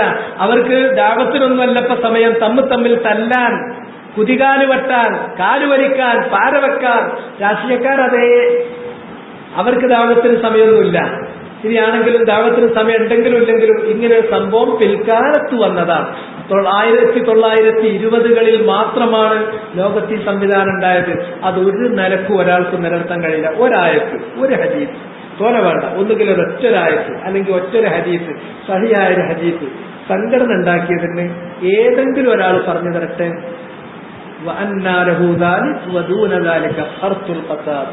സാധ്യമല്ല. അതിന്റെ ദോഷം ഇത്രയും വലുതുമാണ്. അത് ഒരു തിന്മയ്ക്ക് ശേഷം വേറൊരു തിന്മനെ അത് ഉണ്ടാക്കിക്കൊണ്ടേയിരിക്കും. സംഘടന തിന്മയാണ് എന്നാണ് ഞാൻ പറയുന്നത്. സംഘടനയിലുള്ള തിന്മ എണ്ണാൻ ഞാൻ വേണ്ട, അത് നിങ്ങൾക്ക് ഓരോരുത്തർക്ക് എണ്ണാൻ പറ്റും. സംഘടനന്റെ അയലോത്ത് കൂടി ഒന്നാൻ പോയാൽ മതി, നിങ്ങൾ എണ്ണിക്കോളും, ഞാൻ എണ്ണുന്നതിലധികം. ആ നാറ്റമാണ്, സംഘടനയിലുള്ള തിന്മന്റെ നാറ്റമാണ് കാസർഗോഡ് മുതൽ കന്യാകുമാരി വരെ നമ്മൾ അനുഭവിച്ചു കൊണ്ടിരിക്കുന്നത്. അത് ഏത് സംഘടനയാണെങ്കിലും, ഏതു തരം സംഘടനയാണെങ്കിലും. അതുകൊണ്ട് ഒരു മുസ്ലിമിനെ സംബന്ധിച്ചിടത്തോളം അവന് ഇത് ആവശ്യമില്ലാത്ത കാര്യമാണ് എന്നു മാത്രമല്ല, ഇനി ഒരാൾക്ക് ന്യായം പറയാൻ തോന്നുകയാണ്, ഞാൻ അത് ദഅവത്തിനുള്ള ഒരു ഏർപ്പാടായിട്ട് കാണുന്നില്ല, അത് ദീനായിട്ട് ബന്ധിപ്പിക്കണില്ല, ഞാൻ സംഭവത്താൽ അങ്ങനെ നമ്മുടെ നാട്ടിലുണ്ടാവുമ്പോൾ അതിന്റെ ഒപ്പം ഓരോ കാര്യം നിന്ന് പോവുകയാണ് എന്ന് പറയുകയാണെങ്കിൽ ഞാൻ അതിലൊരു സഹയാത്രികനാണ്, അതിന്റെ ഒപ്പം പോവുകയാണ്, പറയാൻ പറ്റും. മഹാനായ ഹുദൈഫത്ത് റളിയല്ലാഹു തആല അൻഹു റസൂലുള്ളാഹിനെ ഉദ്ധരിച്ച് പറഞ്ഞ, ബുഖാരിയും മുസ്ലിമും അഹ്മദ് ബിൻ ഹംബലും റിവായത്ത് ചെയ്ത സഹീഹായ ഹദീസ് പ്രകാരം അതും പറ്റില്ല. ഹുദൈഫത്ത് ബിനുൽ യമാൻ റളിയല്ലാഹു തആല അൻഹു, അദ്ദേഹം സാഹിബുസ് സിർ എന്നാണ് അറിയുന്നത്, റസൂലുള്ളാഹിന്റെ സ്വകാര്യ സൂക്ഷിപ്പുകാരനാണ്. അദ്ദേഹം ജനങ്ങളൊക്കെ പോയിട്ട് നബിയോട് ചോദിക്കാറുണ്ടായിരുന്നത് നന്മയെക്കുറിച്ചാണ്. ഇദ്ദേഹം സാധാരണ നേരെ വിപരീതമായിട്ടാണ് ചെയ്യുക. ഞാൻ തിന്മയെക്കുറിച്ചാണ് ചോദിക്കുക. എന്തിന്? ആ തിന്മ അറിഞ്ഞെങ്കിലേ തിന്മയിൽ നിന്ന് എനിക്ക് മാറി നിന്ന് രക്ഷപ്പെടാൻ സാധിക്കുള്ളൂ. മഹാഫത്ത അൻസുബനി, ആ തിന്മ എന്നെ ബാധിക്കുവോ എന്ന പേടിയോണ്ടാണ് ഞാൻ ചോദിക്കുന്നത്, അത് ബാധിക്കാതിരിക്കാൻ വേണ്ടി. അങ്ങനെ ഒരിക്കൽ ഞാൻ റസൂലുള്ളാഹിനോട് ചോദിച്ചു, ഇന്നാ കുന്നാ ഫീ ജാഹിലിയ്യത്തിൻ വശർ, ഞങ്ങൾ കൊടികുത്തിയിരുന്ന ജാഹിലിയ്യത്തിലും അതുപോലെ തന്നെ ഷർറിലുമായിരുന്നു, വലിയ തിന്മയിലുമായിരുന്നു. ഫജാഅന അല്ലാഹു ബിഹാദൽ ഖൈർ, അപ്പോൾ അല്ലാഹു ഞങ്ങൾക്ക് ഈ ഖൈർ അഥവാ ഇസ്ലാം, നിഅമത്തുൽ ഇസ്ലാം വൽ ഹിദായ, ഈ ഖൈർ ഞങ്ങൾക്ക് കൊണ്ടുവന്നിട്ടുണ്ട്. ഇപ്പോ വളരെ മികവാർന്ന തിളക്കമാർന്ന നന്മയുടെ ഏറ്റവും നല്ല ഒരവസ്ഥയിലാണ് ഞങ്ങൾ ജീവിക്കുന്നത്. ഈ അവസ്ഥ തന്നെ തുടരുമോ? അതല്ല വഹൽ ബഅദ ഹാദിൽ ഖൈരി മിൻ ശർ, ഈ നന്മയ്ക്ക് ശേഷം തിന്മ വരുമോ? നബി സല്ലല്ലാഹു അലൈഹി വസല്ലം പറഞ്ഞു, അതെ, തിന്മ വരും. അപ്പൊ അദ്ദേഹം അസ്വസ്ഥനായി. വീണ്ടും ചോദിച്ചു, അങ്ങനെ തിന്മ, ഈ നന്മ പോയി തിന്മ വന്നാൽ പിന്നെ ഖിയാമത്ത് നാൾ വരെ തിന്മന്നെയായിരിക്കുമോ നബി, അതോ ഈ തിന്മയ്ക്ക് ശേഷം പിന്നെ നന്മ വരുമോ? അപ്പൊ നബി പറഞ്ഞു, പിന്നെ നന്മ വരും, പക്ഷേ വഫീഹി ദഖലുൻ, അത് ഇന്നുള്ള നന്മ പോലെ ഒരു കലർപ്പുമില്ലാത്ത പരിശുദ്ധമായ പരിപാവനമായ ഒരു നന്മയായിരിക്കില്ല, അല്പം കലർപ്പോട് കൂടിയ നന്മയായിരിക്കും. പിന്നെ അതിന് ശേഷം തിന്മ വരുമോ? അതിനുശേഷം പിന്നെയും തിന്മ വരും. ഇങ്ങനെ നന്മയും തിന്മയും മാറി വരുന്നതിനെ കുറിച്ച് ചോദിച്ചുകൊണ്ടിരിക്കെ അദ്ദേഹം റസൂലുള്ളാഹിനോട് ചോദിച്ചു, എങ്കിൽ അങ്ങനെ തിന്മ വരുമ്പോൾ തിന്മയിൽ അകപ്പെടാതെ രക്ഷപ്പെട്ടു പോകാൻ ഞാൻ എന്തു ചെയ്യണമെന്നാണ് നബിയെ അങ്ങ് എന്നെ ഉപദേശിക്കുന്നത്? അപ്പൊ നബി സല്ലല്ലാഹു അലൈഹി വസല്ലം അദ്ദേഹത്തിന് ഒരു ഉപദേശം കൊടുത്തു, തൽസമു ജമാഅത്തൽ മുസ്ലിമീന വ ഇമാമഹു. ഒരു തിന്മ വരുന്നത് കണ്ടാൽ ആ തിന്മനെ കുറിച്ച് പറഞ്ഞു, ചിലര് നരകത്തിലേക്ക് ജനങ്ങളെ ക്ഷണിക്കുന്ന ആളുകൾ അവരായിരിക്കും. വേറെ മറ്റേ തിന്മയെക്കുറിച്ച്, അതിന്റെ മുമ്പത്തെ തിന്മയെക്കുറിച്ച് പറഞ്ഞു. ആ തിന്മ എന്ന് പറഞ്ഞാൽ അത് ചില ആളുകൾ ഖൗമുൻ യഹ്ദൂന ബിഗൈരി ഹദീ വയസ്തന്നൂന ബിഗൈരി സുന്നത്തി തഅരിഫു മിൻഹും വതുൻകിർ. അവർ ഞാൻ പറഞ്ഞു കൊടുത്ത രൂപത്തിലല്ല ജനങ്ങളെ സത്യത്തിലേക്ക് ക്ഷണിക്കുക. അവർ ചെയ്യുന്ന ചില കാര്യം നിങ്ങൾ കണ്ടതും അറിഞ്ഞതും ശരിയുമായിരിക്കും. ചിലത് നിങ്ങൾ കാണാത്ത പുതിയ, നിങ്ങൾക്കൊരിക്കലും അംഗീകരിക്കാൻ പറ്റാത്ത പുതു കാര്യങ്ങൾ അവരുണ്ടാക്കിയിട്ടുണ്ടാകും.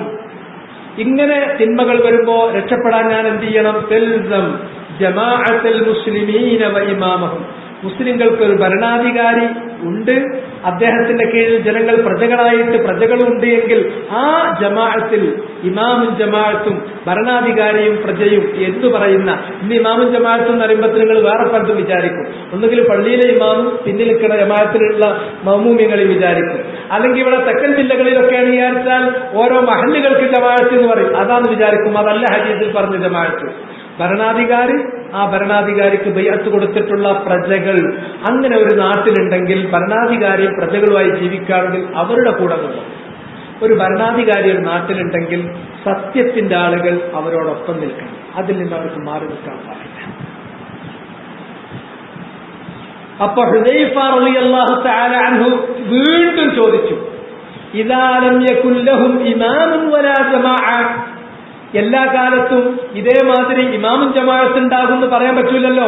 അങ്ങനെ ഇമാമും ജമാഅത്തും ഇല്ലെങ്കിൽ ഭരണാധികാരിയും പ്രജയും ഇല്ലാത്തൊരു ഘട്ടം, അങ്ങനത്തെ ഒരു നാട്ടിൽ, അങ്ങനത്തെ ഒരു സമയത്ത്, അങ്ങനത്തെ ഒരു സാഹചര്യത്തിൽ ഞാൻ ഫിത്ന കണ്ടാൽ എന്താണ് ചെയ്യേണ്ടത്? അപ്പോ നബി സല്ലല്ലാഹു അലൈഹി വസല്ലം അദ്ദേഹത്തോട് പറഞ്ഞ ഉത്തരം നിങ്ങൾ ശ്രദ്ധിക്കണം. പല ഉത്തരവും പറയാം. ഒന്ന്, അങ്ങനെയാണെങ്കിൽ ആ നാട്ടിലുള്ള നല്ലവരായ ആളുകളെ കൂട്ടിയിട്ട് നീ ഒരു സംഘടന ഉണ്ടാക്കിക്കോ, എന്നാ നിങ്ങൾക്ക് രക്ഷ കിട്ടാം. നബി പറഞ്ഞില്ല. ഇനി അതല്ലെങ്കിൽ അങ്ങനെ ഒരു കാലം വരൂല, ഖിയാമത്ത് വരെ മുസ്ലിങ്ങൾക്ക് ഭരണാധികാരി ഉണ്ടാകും, പേടിക്കണ്ട എന്ന് പറഞ്ഞു. അതും പറഞ്ഞില്ല. ഭരണാധികാരി ഇല്ലാത്ത കാലം വരും. മാത്രമല്ല, അങ്ങനെ വരുമ്പോ മുസ്ലിങ്ങളാണെങ്കിൽ എല്ലാവരും പല കക്ഷികളായി വേർപിരിഞ്ഞിട്ടുണ്ടാകും. ഉള്ളതിൽ നല്ലത് നോക്കി അതിൽ ചേർന്നു. അതും പറഞ്ഞില്ല. ഇനി ഉള്ളതൊക്കെ മോശം തോന്നുകയാണെങ്കിൽ പുതിയതൊന്നും ഉണ്ടാക്കിക്കോ. അതും പറഞ്ഞില്ല. പിന്നെന്താ? നബി സല്ലല്ലാഹു അലൈഹി വസല്ലം ഒരു ഉത്തരമേ പറയുന്നുള്ളൂ, ഫഅ്തസിൽ തിൽകൽ ഫിറഖ കുല്ലഹാ. ഭരണാധികാരി ഇല്ലാത്തൊരു നാട്ടില് മുസ്ലിമീങ്ങൾ ഒരു ചരടിൽ കോർക്കപ്പെടില്ല. അത് സ്വാഭാവികം. അവര് ഭിന്നിക്കും.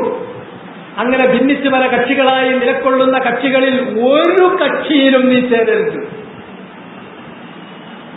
അത് കുറച്ച് ബുദ്ധിമുട്ടുള്ള കാര്യമാണ്. കക്ഷിക്കാരൊക്കെപ്പാടെ വന്നിട്ട് തല കൊത്തിപ്പറിക്കും.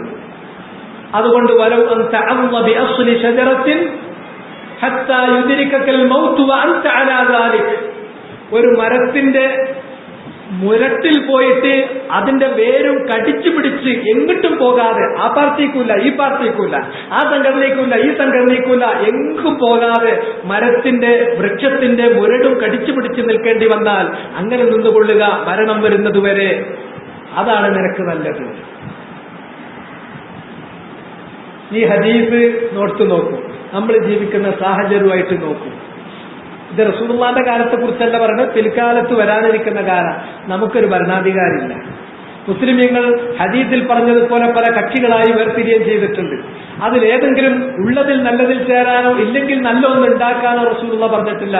ഒന്നിലും ചേരരുത്, മാറി നിൽക്കുകയാണ് വേണ്ടത്. അപ്പോ സഹയാത്രികനാകാൻ ഈ ഹദീസ് നമ്മെ അനുവദിക്കുന്നില്ല. കാരണം ഒന്നിന്റെ സഹയാത്രികനായാൽ സ്വാഭാവികമായും അൽ മർഉ ഫീ ദീനി ഖലീലിഹി ഫൽയൻദുർ മൻ യുഖാലിൽ. ഒരു മനുഷ്യൻ ആരോടാണോ സഹവസിക്കുന്നത് അവന്റെ ദീനിലായിരിക്കും. അതുകൊണ്ട് ആരോട് സഹവസിക്കണമെന്നത് നന്നായി ചിന്തിച്ചു കൊള്ളട്ടെ. മാറി നിൽക്കാനാണ് പറഞ്ഞിട്ട്. അപ്പൊ മാറി നിന്നാൽ കാര്യങ്ങൾ എങ്ങനെ നടക്കുക? മാറി നിന്നാൽ കാര്യങ്ങൾ നടക്കും.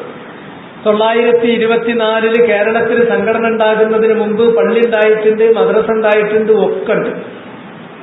ഭരണാധികാരികൾ ഇല്ലാത്ത നാടുകളിലും മുസ്ലിമീങ്ങൾ ജീവിച്ച് പഴയ കാലത്തും പുതിയ കാലത്തും ജീവിച്ചു പോന്നിട്ടുണ്ട്. സംഘടന ഉണ്ടാകുന്നതിന്റെ മുമ്പുള്ള കാലങ്ങളിലും ജീവിച്ചു പോന്നിട്ടുണ്ട്. അവരെ കാര്യങ്ങൾ പോന്നിട്ടുണ്ട്. എന്തേ അവർക്ക് ചെയ്യാനുള്ളൂ? ഏത് രാജ്യമാണെങ്കിലും ഏത് പ്രദേശമാണെങ്കിലും അവരെ കുറച്ചാളുകളെങ്കിലും അവർ അള്ളാന്റെ ദീൻ പഠിക്കാൻ വേണ്ടി മുറിഞ്ഞിരിക്കണം. അള്ളാന്റെ ദീൻ പഠിക്കാൻ വേണ്ടിയിട്ട് അവർ മുറിഞ്ഞിരിക്കണം. വൽതകും മിൻകും ഉമ്മ യദ്ഊന ഇലൽ ഖൈരി വയഅ്മുറൂന ബിൽ മഅറൂഫ് വയൻഹൗന അനിൽ മുൻകർ. അവരെന്താണ്? ദീൻ പഠിച്ചിട്ട് ജനങ്ങൾക്ക് നന്മ കൽപ്പിക്കുകയും തിന്മ വിലക്കുകയും ചെയ്യുക എന്ന കാര്യത്തിന് വേണ്ടി അവരിൽപ്പെട്ട ഒരു വിഭാഗം, അങ്ങനെ കുറച്ച് ആൾക്കാർ ഈ ദീൻ പഠിക്കണം. പഴയ കാലത്തും പഠിച്ചിട്ടുണ്ട്. ഇന്ന് സംഘടനകൾ ഉണ്ടായപ്പോഴാണ് അങ്ങനെയൊക്കെ പഠിക്കുന്ന ആളുകൾ ഇല്ലാതായത്. എല്ലാവരും സംഘടന ബന്ധവും സംഘടനാ നേതൃത്വം ആഗ്രഹിക്കുന്നത്. സംഘടന കൊണ്ടെടുക്കാൻ പാണ്ഡിത്യത്തിന്റെ ആവശ്യമില്ല. അതിന് വേറെ ചില ടാക്ടിക്സുകളും വേറെ ചില പൊളിറ്റിക്സുകളും വേറെ ചില ഡിപ്ലോമസിയൊക്കെയാണ് ആവശ്യം. എൽമിന്റെ ആവശ്യമല്ല. അതുകൊണ്ട് എൽമ് പഠിക്കുക, അവര് മറ്റുള്ളവർക്ക് പഠിപ്പിച്ചു കൊടുക്കുക. ഇൽമ് പഠിക്കുക, ഇൽമ് പഠിപ്പിച്ചു കൊടുക്കുക, പഠിച്ചത് അമലാക്കുക. ഇത് മാത്രം, വേറൊന്നുമില്ല. അതിലാർക്കും ഫിത്തനല്ല. അതിന്റെ അപ്പുറം ഒരു സംഘടന ഉണ്ടെങ്കിൽ, സംഘടനക്ക് ഓഫീസ് ഉണ്ടെങ്കിൽ, അതിന് അനുയായികൾ ഉണ്ടെങ്കിൽ, അതിന് സ്ഥാപനങ്ങൾ ഉണ്ടെങ്കിൽ, അതിന് യോഗങ്ങൾ ഉണ്ടെങ്കിൽ, അവിടെ അധികാരത്തിന് വേണ്ടി അവിടെ ആളാകുന്നതിന് വേണ്ടിയിട്ട് തല്ലും പിടിയും ബഹളവും പിന്നെ ഭിന്നിപ്പും കാര്യങ്ങളും വരും. ഇങ്ങനെ ഭിന്നിക്കുകയാണെങ്കിൽ ഇന്നല്ലദീന ഫർറഖൂ ദീനഹും വകാനൂ ശിയഅൻ ലസ്ത മിൻഹും ഫീ ഷൈ. നബി സല്ലല്ലാഹു അലൈഹി വസല്ലമയോട് അല്ലാഹു പറഞ്ഞു, ദീനിന്റെ പേരിൽ ദീനിനെ പല കഷ്ണങ്ങളാക്കി ഭിന്നിക്കുകയും എന്നിട്ട് കക്ഷി തിരിയുകയും ചെയ്ത ആളുകൾ, അവരുമായി നബിയെ താങ്കൾക്ക് യാതൊരു ബന്ധവുമില്ല. അവര് റസൂലുള്ളാഹിന്റെ ആളുകളാണ് എന്ന് അവകാശപ്പെടുന്നത് നിരർത്ഥകമാണ്. അവര് മുശ്രിക്കുകളുടെ സ്വഭാവമാണ് മതത്തിന്റെ പേരിൽ ഭിന്നിക്കുകയും കക്ഷിത്വം കാണിക്കുകയും ഒക്കെ ചെയ്യാറുള്ളത്. മറിച്ച് ഇന്നല്ലദീന ഫറഖൂ ദീനഹും വകാനൂ ശിയാൻ, ഭിന്നിക്കുകയും മതത്തിന്റെ പേരിൽ കക്ഷികൾ ഉണ്ടാക്കുകയും ഭിന്നിക്കുകയും ഒക്കെ ചെയ്തിട്ടുള്ള ആളുകൾ, അവരുടെ പൊതു സ്വഭാവം കുല്ലു ഹിസ്ബിൻ ബിമാ ലദൈഹിം ഫരിഹൂൻ, അവനവന്റെ കയ്യിലുള്ളത് ശരി, മറ്റത് വേണ്ട, അവനവൻ ശരി എന്ന് പറഞ്ഞ് പക്ഷപാതിത്വത്തിലേക്ക് പോവുകയാണ്. അതിനുശേഷം പിന്നെ കടുത്ത മാത്സര്യങ്ങളും പിന്നെ ഇതുമാണ്. യാതൊരു മുഅ്മിനോട് കാണിക്കേണ്ട ഒരു മര്യാദയും കാണിക്കാത്ത ആ സ്ഥിതി, നേരെ ഹദീസിൽ പറഞ്ഞ ആ സ്ഥിതി, ആയത്തിൽ പറഞ്ഞിട്ടുള്ള ഈ താക്കീത് നമ്മുടെ സമൂഹത്തിൽ പുലർന്നിരിക്കുകയാണ്. അത് തൽക്കാലത്തേക്ക് നമ്മൾ മാറ്റിവെച്ചേ പറ്റും. എങ്കിലേ നമുക്കൊരു വെളിച്ചം ജീവിതത്തിൽ കിട്ടും. ഇല്ലെങ്കിൽ നിങ്ങൾക്ക് ഇൽമല്ല, അമലല്ല, നിങ്ങൾക്ക് കിട്ടുന്നത് ഹമാസ, ആവേശമാണ്, അഥവാ സംഘടനാ സ്പിരിറ്റാണ്. അത് ഒരു ലിറ്റ്മസ് പേപ്പർ പോലെ ഒരു ടെസ്റ്റ് നിങ്ങൾ നടത്തി നോക്കി.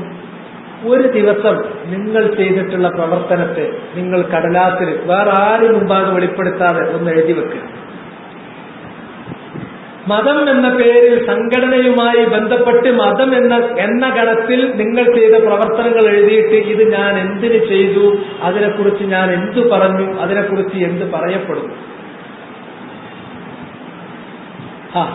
അത് ഞാൻ ചെയ്തത് ഞാൻ നല്ല ഒരു സംഘടനാ പ്രവർത്തകനാണ് എന്ന് എല്ലാവരും കണക്കാക്കാൻ, സംഘടനയിൽ എനിക്ക് സ്ഥാനം കിട്ടാൻ. 2, എന്റെ സംഘടന അത് നല്ല, ഈ നാട്ടിലെ ഏറ്റവും പേരുള്ള ഏറ്റവും നല്ല വെൽറ്റുഡു നന്നായി പ്രവർത്തിക്കുന്ന സംഘടനയാകാൻ. 3, ഈ മാറ്റങ്ങളൊക്കെ എന്റെ സംഘടന ഉണ്ടാക്കിയതാണെന്ന് ഈ നാട്ടുകാര് മാലോകർ വിളിച്ചു പറയാൻ. ഇന്ന് ആ കൂട്ടത്തിൽ ഞാൻ ചെയ്യുന്ന നന്മയാണ്, പാവങ്ങൾക്ക് ഭക്ഷണം കൊടുത്തിട്ടുണ്ട്, വേറെ കാര്യങ്ങൾ ചെയ്തിട്ടുണ്ട്, അതുകൊണ്ട് അത് അള്ള പറഞ്ഞ കാര്യം കൂടിയാകുമ്പോൾ അള്ളാന്റെ അടുത്ത് എനിക്ക് പ്രതിഫലം കിട്ടണം, അതുകൊണ്ട് ഉദ്ദേശം ഇല്ല. അള്ള അത് വകവെക്കുമെന്ന് പ്രതീക്ഷിക്കാൻ യാതൊരു തരമില്ല. ഒരാൾ വന്നു, ആള് നബി സല്ലല്ലാഹു അലൈഹി വസല്ലമയോട് ചോദിച്ചു, നബിയെ അറഅയ്ത അന്ന റജുലൻ ഗസ യൽതമിസുൽ അജ്റ വദ്ദിക്ർ മാ ലഹു, ഒരാൾ വാളും കുന്തവും പരിചയവും എടുത്തുകൊണ്ട് യുദ്ധത്തിനു വേണ്ടി പോയി യുദ്ധം വെട്ടി. സംഘടനാ പ്രവർത്തനമല്ല, ശരിക്ക് മരണം മുന്നിൽ കാണുന്ന യുദ്ധം, വാളെടുത്തിട്ടുള്ള യുദ്ധം. അയാൾ യൽതമിസുൽ അജ്ർ, അല്ലാഹുവിന്റെ അടുക്കൽ നിന്നുള്ള പ്രതിഫലമാണ് ആദ്യമായി അയാൾ തേടുന്നത്. വദ്ദിക്ർ, 2, അയാൾക്ക് ആളൊരു നല്ല യോദ്ധാവാണ്, നല്ല ഒരു പോരാളിയാണ് എന്ന ഒരു പേരും കിട്ടണം. അയാൾക്ക് എന്താ ഉണ്ടാവുക? നബി സല്ലല്ലാഹു അലൈഹി വസല്ലമ അദ്ദേഹത്തിനോട് പറഞ്ഞു, മാ ലഹു ശൈ, അയാൾക്ക് ഒന്നും അല്ലാഹുവിന്റെ അടുക്കൽ കിട്ടില്ല. 3 തവണ ഇയാൾ മടക്കി ചോദിച്ചു. 2 തവണയും മാ ലഹു ശൈ, 3-ാം തവണ മാ ലഹു ശൈ എന്ന് പറഞ്ഞിട്ട് റസൂലുള്ളാഹി വിശദീകരിച്ചു കൊടുത്തു. അല്ലാഹു സുബ്ഹാനഹു വ തആല ഒരാളിൽ നിന്നും ഒരു പ്രവൃത്തിയും സ്വീകരിക്കുകയില്ല, ഇല്ലാ മാ കാന ഖാലിസൻ ലില്ലാഹ് വ ബുതുഗിയ ബിഹി വജ്ഹു, അല്ലാഹുവിന് മാത്രമായി ചെയ്തത്, അല്ലാഹുവിന്റെ വജ്ഹ് മാത്രം ഉദ്ദേശിച്ച പ്രവർത്തനം അല്ലാഹു സ്വീകരിക്കുള്ളൂ. അല്ലാത്ത ഒന്ന് അതിലേക്ക് കലർന്നാൽ അല്ലാഹു സ്വീകരിക്കില്ല. ഇവിടെ സംഘടനാ താല്പര്യം ഇതിൽ കലരുന്നുണ്ട്. ഒരു വലിയൊരു സംഗതി പറഞ്ഞാൽ ഈ സംഘടനാ നേതാക്കന്മാരൊക്കെ പറയും, നമ്മളെ പ്രസ്ഥാനം ഇവിടെ ഉള്ളതുകൊണ്ടാണ് അത് നടന്നത്, നമ്മളെ പ്രസ്ഥാനത്തിന് വേണ്ടി, ഞാൻ പ്രസ്ഥാനത്തിന് വേണ്ടി ജീവിക്കുന്ന ആളാണ്, വജ്ജത്ത് വജിഹിയ എന്ന് പറഞ്ഞതിന്റെ നേരെതിരാണ്, ഞാൻ സംഘടനയ്ക്ക് വേണ്ടി ജീവിച്ച ആളാണ്. അയാളെ കുറിച്ച് അനുസ്മരണം എഴുതി, അയാൾ സംഘടനയ്ക്ക് വേണ്ടി പ്രവർത്തിച്ച ആളാണ്. സംഘടനയ്ക്ക് വേണ്ടി പ്രവർത്തിച്ചിട്ട് ഒരു ചുക്കും കിട്ടാൻ നിങ്ങൾ ചെയ്തവർത്തോളം ബാത്തിലാകുക ചെയ്യാം. ആ വാക്ക് തെറ്റ്, ആ മനസ്ഥിതി തെറ്റ്, യാതൊരു കാര്യം. ഇവിടെ സംഘടനാ നേതാക്കന്മാരൊക്കെ പോലെ സംഘടനയെ പറ്റി പറഞ്ഞാൽ അത് ശിർക്ക് ലഫ്ളി, സുവരിയായ ശിർക്കിന്റെ വാക്കുകളാണ് പറഞ്ഞുകൊണ്ടിരിക്കുന്നത്. നമ്മുടെ ഈ പ്രസ്ഥാനം ഇല്ലായിരുന്നെങ്കിൽ അതില്ലായിരുന്നു, നമ്മുടെ ഈ പ്രസ്ഥാനം ഇല്ലെങ്കിൽ അതുണ്ടാകുമായിരുന്നില്ല. ഇത് സുവരിയായ ശിർക്കിന്റെ ലഫ്ളാണ്. അതുകൊണ്ട് ശിർക്കിന്റെ മസായിലുകൾ മുഴുവൻ കിതാബ് തൗഹീദ് എടുത്തൊന്ന് പഠിച്ചിട്ട് പറയും. സംഘടന കൊണ്ട് നമുക്ക് അവസാനം കിട്ടാൻ പോണത് വലിയ കാര്യം വിചാരിച്ചിട്ട് അതിന്റെ പിന്നാലെ ആരും അന്ധമായിട്ട് ഓടേണ്ട യാതൊരു കാര്യമില്ല. ഈ പക്ഷപാതിത്വം കാണിച്ചതിന്റെ പിന്നാലെ പോതിയാൽ മൻ ഖാതല തഹ്ത റായത്തിൽ ഉമ്മിയ്യ, ഒരു ഉമ്മിയത്തായ ഇത്തരം ഒരു റായ, ഇതാര് പൊക്കിയ കൊടിയ? അതിനതില്ല. ഒരു ഭരണാധികാരി കൊടി പൊക്കിയിട്ട് വാ എന്ന് പറഞ്ഞാലേ അവർക്ക് ചെല്ലാൻ പറ്റുള്ളൂ. അല്ലാതെ വേറുള്ളവര് ഇതിന്റെ കീഴിൽ അണിനിരക്ക് എന്ന് പറഞ്ഞാൽ ഇവർക്കാർക്കത് പറയാനുള്ള അവകാശമല്ല. അങ്ങനെയാണെങ്കിൽ അത് ജാഹിലിയത്ത് മാത്രമായിരിക്കും എന്നതാണ് ഹദീസിന്റെ വിധി. ഇത് നമ്മൾ മനസ്സിലാക്കും. നമ്മുടെ വലിയ ഹാൻഡിക്യാപ്നെസ് ഇവിടെയാണ്. മുമ്പ് മദ്ഹബ് പലപ്പോഴും ഇൽമിനും അമലിനും തടസ്സമുണ്ട്, പക്ഷപാതിത്വം വളർത്തി. ഇന്ന് അതിനേക്കാളും ഇൽമിനും അമലിനും തടസ്സം നിൽക്കുന്നതും കടുത്ത പക്ഷപാതിത്വം വളർത്തുന്നതും വൈരവും വൈരാഗ്യം ഉണ്ടാക്കുന്നതും എന്ന് മാത്രമല്ല, പലപ്പോഴും നമ്മൾ ചെയ്യുന്ന നല്ല കാര്യങ്ങളിൽ തന്നെ ആ അമല് തന്നെ അത് സ്വീകാര്യമാകും അള്ളാഹിനടുക്കൽ. അള്ളാഹ്ക്കറിയാം അത് സ്വീകാര്യമാകാതിരിക്കാൻ തരത്തിലുള്ള ഒരുപാട് തെറ്റുകൾ ഇതിനു വേണ്ടി നമ്മൾ ചെയ്തുകൊണ്ടിരിക്കുകയും ചെയ്യുന്നു. മറിച്ച് അപ്പൊ നമുക്ക് എന്താ ചെയ്യാൻ? ഒന്നും ചെയ്യാം. നല്ലൊരു ചെറിയ ഷിഫ്റ്റ് ഓവർ വളരെ എളുപ്പത്തിൽ എന്താ ചെയ്യാനുള്ളൂ? ഈ സംഘടനാ മീറ്റിങ്ങുകൾ, ആഴ്ചയിൽ ചേരുന്ന എക്സിക്യൂട്ടീവ് മീറ്റിങ്ങും അതുപോലെ തന്നെ ഈ പറയുന്ന കൗൺസിൽ യോഗവും അല്ലാത്തതും ഭരണസമിതിയും മറ്റതും തെരഞ്ഞെടുപ്പും കൊടച്ചക്രം ഒക്കെ ചവിട്ടി മറിച്ച് പുറത്തു കണ്ടിടുക. ഈ ഉള്ള പള്ളികൾ, ഇനി പള്ളികൾ ആവശ്യമുള്ളവർക്ക് പള്ളികൾ ഉണ്ടാക്കാം, അതിനെ സഹായിക്കുന്നവർ സഹായിക്കാം. ആ പള്ളികളിൽ വെച്ച് അള്ളാന്റെ ദീൻ കൃത്യമായി പഠിപ്പിക്കണം. അവിടെ അള്ളാഹ്ക്കുള്ള ദിക്റും ഇബാദത്തും അതിന്റെ ശരിയായ രൂപത്തിൽ നിലനിർത്തുക. അതിനു വേണ്ട കാര്യങ്ങൾ പഠിപ്പിക്കുക. ഇത് മാത്രമേ നമുക്ക് ആവശ്യമുള്ളൂ. വളരെ എളുപ്പമുള്ള കാര്യമാണ്, വളരെ എളുപ്പമുള്ള കാര്യമാണ്. അത് പള്ളിക്കുള്ള ആള് അല്ലെങ്കിൽ നാട്ടിലെ നടത്തുന്ന ആള് അതിന് കാപ്പബിൾ അല്ല എന്നുള്ളത് സത്യമാണ്. പണ്ഡിതന്മാരായ ആളുകൾ, അവർ ഞാൻ നേരത്തെ പറഞ്ഞല്ലോ, എല്ലാ തലമുറയിലും അള്ളാഹ് ചിലരെ നിലനിർത്തും. അത് ഖിയാമത്ത് വരെ ആരെങ്കിലും ഉണ്ടാകും. അങ്ങനെയുള്ള നല്ല ഉലമാ റബ്ബാനികളുടെ അടുക്കൽ പോയിട്ട് പഠിക്കേണ്ട കാര്യങ്ങൾ പഠിച്ചു വരിക. ജനങ്ങൾക്ക് നമസ്കാരത്തിന്റെ ശേഷം ഒഴിവുള്ള സമയങ്ങളിൽ ആ കാര്യം ക്രമമായി പഠിപ്പിച്ചു കൊടുക്കുക. മറ്റുള്ള എല്ലാ തർക്കം ഇങ്ങനെ ദീൻ പഠിപ്പിച്ചു കൊടുക്കുന്ന കാര്യത്തിലാണെങ്കിൽ ഈ കിടമാത്സര്യങ്ങളൊന്നും ഉണ്ടാവില്ല. ഇന്ന് കാണുന്ന ഒരു തല്ലും ഉണ്ടാവില്ല. ഞാൻ നിങ്ങൾക്ക് ഉറപ്പ് തരാം. സംഘടനന്റെ പേരുള്ള തല്ലൊന്നും ദീൻ പഠിപ്പിച്ചു കൊടുക്കാനല്ലല്ലോ, അല്ല. ദീൻ പഠിപ്പിച്ചു കൊടുക്കുന്നിടത്ത് പോലും തല്ലുണ്ടാകുകയാണ്. കാരണം നമ്മൾ 60 കൊല്ലം 70 കൊല്ലമായി ഈ വാദം പറഞ്ഞിട്ടില്ല. ഇതിപ്പത്തെ പുതിയ വാദമാണ്. പുതിയ വാദമല്ല. വാദം പറയുന്ന ഏതൊരു വാദം പുതിയതാണോ പഴയതാണോ എന്ന് നോക്കേണ്ടത്, ശരിയോ തെറ്റോ നോക്കേണ്ടത്, അതിന്റെ മാനദണ്ഡം നിങ്ങളുടെ കയ്യിൽ ഞാൻ തന്നു. ഖാലല്ലാഹു വഖാല റസൂലു വഖാല സ്വഹാബത്തു. ഒരു സുഹൃത്തിനോട് ഞാൻ നേരത്തെ ക്ലാസ് കഴിഞ്ഞിരിക്കുമ്പോൾ നമ്മുടെ സഹോദരൻ വന്ന് ചോദിച്ചു, ഒരു രോഗിക്ക് വേണ്ടിയിട്ട് ദുആ ചെയ്യുന്ന, റുഖിയ ചെയ്യുന്ന കൂട്ടത്തിൽ ബിസ്മില്ലാഹി തുർബത്തു അർളിനാ ബിരീഖത്തി ബഅദിനാ യുഷ്ഫാ സഖീമുനാ ബിഇദ്നി റബ്ബിനാ, ഇത് നബി സല്ലല്ലാഹു അലൈഹി വസല്ലം ദുആ ചെയ്തു കൊടുത്തിട്ടുള്ളതാണ്. അത് ഇങ്ങനെ മണ്ണിൽ കുത്തിയിട്ട്, വിരലുകൊണ്ട് ഇങ്ങനെ കുത്തിയിട്ട് നബി സല്ലല്ലാഹു അലൈഹി വസല്ലം ദുആ ചെയ്തു ഒരു രോഗിക്ക് വേണ്ടി. അത് നമുക്ക് പറ്റൂലേ? അപ്പൊ പറഞ്ഞു ഇത്രേ, എന്ത്? അത് നമുക്ക് പറ്റൂല.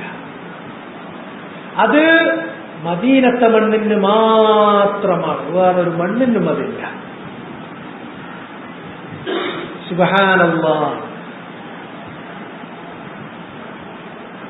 ആ പറഞ്ഞ കാര്യം ശരിയോ തെറ്റോ, അയാൾ ആ പറഞ്ഞ കാര്യം ശരിയോ തെറ്റോ എന്ന് എങ്ങനെ എന്റെ ഈ ദർസ് കേട്ടാൽ നിങ്ങൾക്കത് വേർതിരിക്കാൻ പറ്റണം. ആ പറഞ്ഞ ആളോട്, സഹോദര നീ പറഞ്ഞു, ഞാനിത് സംശയത്തിലാണ്, ഒന്ന് വേർതിരിച്ചുകൊണ്ട. ഈ ഹദീസ് റസൂലുള്ള പറയുകയും പ്രാർത്ഥിക്കുകയും ചെയ്തപ്പോ അത് കേട്ടത് സഹാബിമാരാണല്ലോ. അവര് മദീനത്തെ മണ്ണിനു മാത്രമാണോ ആ സവിശേഷത കൽപ്പിച്ചത്? റസൂലുള്ള മാത്രം ചെയ്യേണ്ട കാര്യമായിട്ടാണോ അവർ മനസ്സിലാക്കിയത്? അതല്ല, അത് മറ്റുള്ളവരും ചെയ്യാൻ, മറ്റുള്ള നാട്ടിലും മറ്റുള്ള മണ്ണിനും അത് ചെയ്യാൻ പറ്റുമോ, മറ്റുള്ളവർക്കും ഈ ദുആ ചെയ്യാൻ പറ്റുമോ എന്നാണോ മനസ്സിലാക്കിയത്? സ്വഹാബത്ത് അത് മനസ്സിലാക്കിയത് എനിക്കൊന്ന് പറഞ്ഞോണ്ടാ. നിങ്ങൾ മനസ്സിലാക്കിയത് നമുക്ക് വേണ്ട.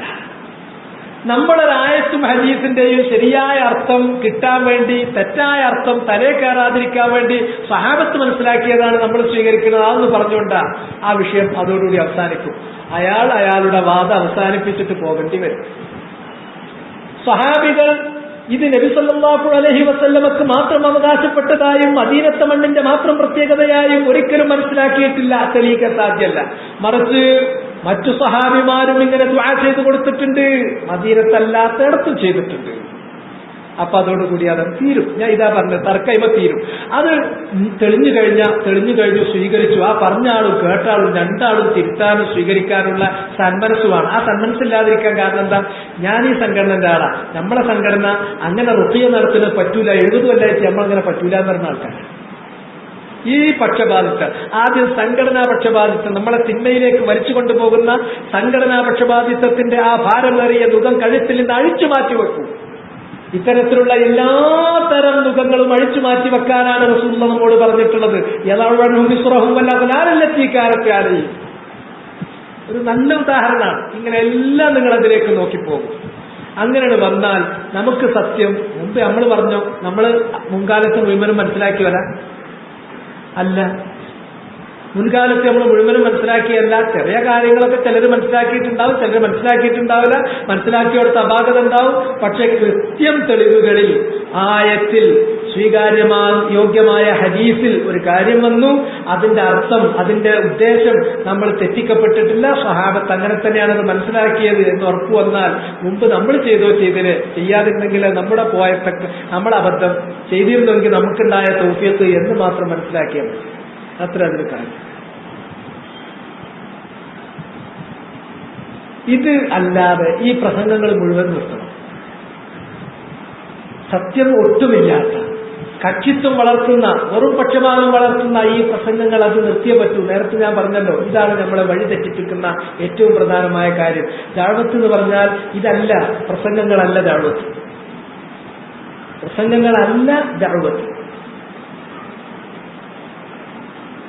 ദഅവത്ത് നടത്തേണ്ടത് ആരാ?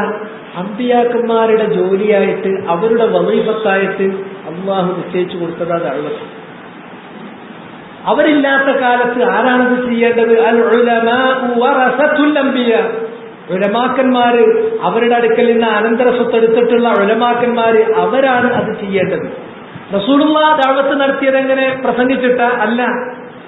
ഇന്നമാ അദ്ഉ ഇലല്ലാഹി അലാ ബസീറത്തിൻ അന വമൻ ഇത്തബഅനി. ഞാനും എന്നെ പിന്തുടർന്ന ആളുകളും അല്ലാഹുവിലേക്ക് ജനങ്ങളെ ക്ഷണിക്കുന്നു. അലാ ബസീറ, ബസീറത്ത് വെച്ചു കൊടുത്തു. ബസീറത്ത് എന്ന് പറഞ്ഞാൽ ഹുവൽ ഇൽമു ശർഈ, അള്ളാഹ് ഇറക്കിയിട്ടുള്ള അവന്റെ വചനങ്ങളാണ്, കിതാബിലും സുന്നത്തിലുമുള്ള വചനങ്ങൾ. അതൊന്ന് വെച്ചു കൊടുക്കുകയാണ് ചെയ്യുക. അതാണോ വെച്ചു കൊടുക്കുക? നിങ്ങളൊരു ഖുതുബ കേട്ടു നോക്കൂ, അല്ലെങ്കിൽ ഒരു പ്രസംഗം കേട്ടു നോക്കൂ. ഖുതുബയാണെങ്കിൽ ഖൈറുൽ കലാമി കലാമുല്ലാഹ്, വചനങ്ങളിൽ ഏറ്റവും ശ്രേഷ്ഠമായ വചനം അള്ളാന്റെ വചനമാണ്, ഏറ്റവും നല്ല ഹദീ നബിയുടെ ഹദിയാണ് എന്ന ആമുകൾ കഴിഞ്ഞാൽ പിന്നെ മൂപ്പര വചനം ഉണ്ടാവുള്ളൂ. അള്ളാന്റെ വചനം ഉണ്ടാവില്ല, റസൂലുള്ളാഹിന്റെ വചനം ഉണ്ടാവില്ല. പിന്നെ മൂപ്പര വക വിലാസി വിശേഷം മാത്രമല്ല. അല്ല, പ്രസംഗങ്ങൾ നിർത്തണം. ഖാല അല്ലാഹ് വഖാല റസൂൽ വഖാല സ്വഹാബ. അത് പറയാനുള്ള ഇൽമ് വേണം ആദ്യം. അമ്പിയാക്കന്മാർ ചെയ്തത് ഈ ഇൽമ് ജനങ്ങൾക്ക് കൈമാറുക ചെയ്തത്. ആ ഇൽമ് സ്വീകരിച്ചിട്ടുള്ള പണ്ഡിതന്മാര് അത് ജനങ്ങളിൽ ഡിസമിനേറ്റ് ചെയ്യുന്ന പ്രവൃത്തിയാണ് യഥാർത്ഥത്തിൽ ദഅവത്ത് എന്ന് പറയുന്നത്. അല്ലാതെ ദഅവത്ത് എന്ന് പറഞ്ഞിട്ടുണ്ടെങ്കിൽ നമ്മൾ ബോർഡ് വെച്ച് അതുപോലെ തന്നെ ഓഫീസ് ഉണ്ടാക്കി തെരഞ്ഞെടുപ്പ് നടത്തിയിട്ട് അവിടെ തല്ലുവിടുന്നതല്ല ദഅവത്ത്. അതാദ്യം തിരിച്ചറിയണം.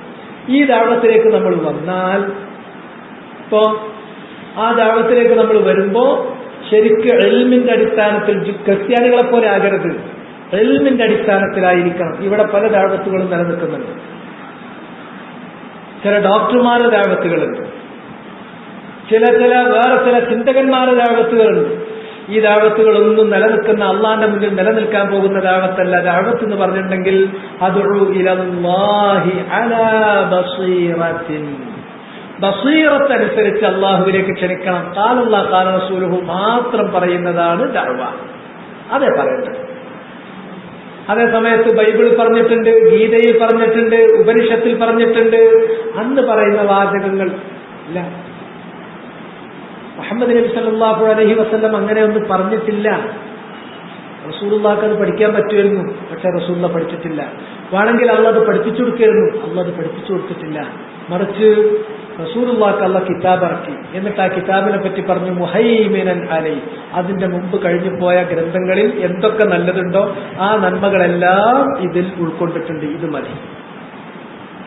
നിങ്ങൾക്ക് നാം ഇതാ വ്യക്തമായ വചനങ്ങളടങ്ങുന്ന ഗ്രന്ഥം ഇറക്കി തന്നിരിക്കുന്നു, അത് പോരെ എന്ന് അല്ലാഹു ചോദിക്കുകയും ചെയ്യുന്നു. അതെ, അത് മതി. മുഹമ്മദ് നബി സല്ലല്ലാഹു അലൈഹി വസല്ലം ഏറെ ക്രൈസ്തവരുള്ള അന്ന് യമനിൽ ക്രൈസ്തവ കോൺസെൻട്രേഷൻ വളരെ ഉണ്ട്.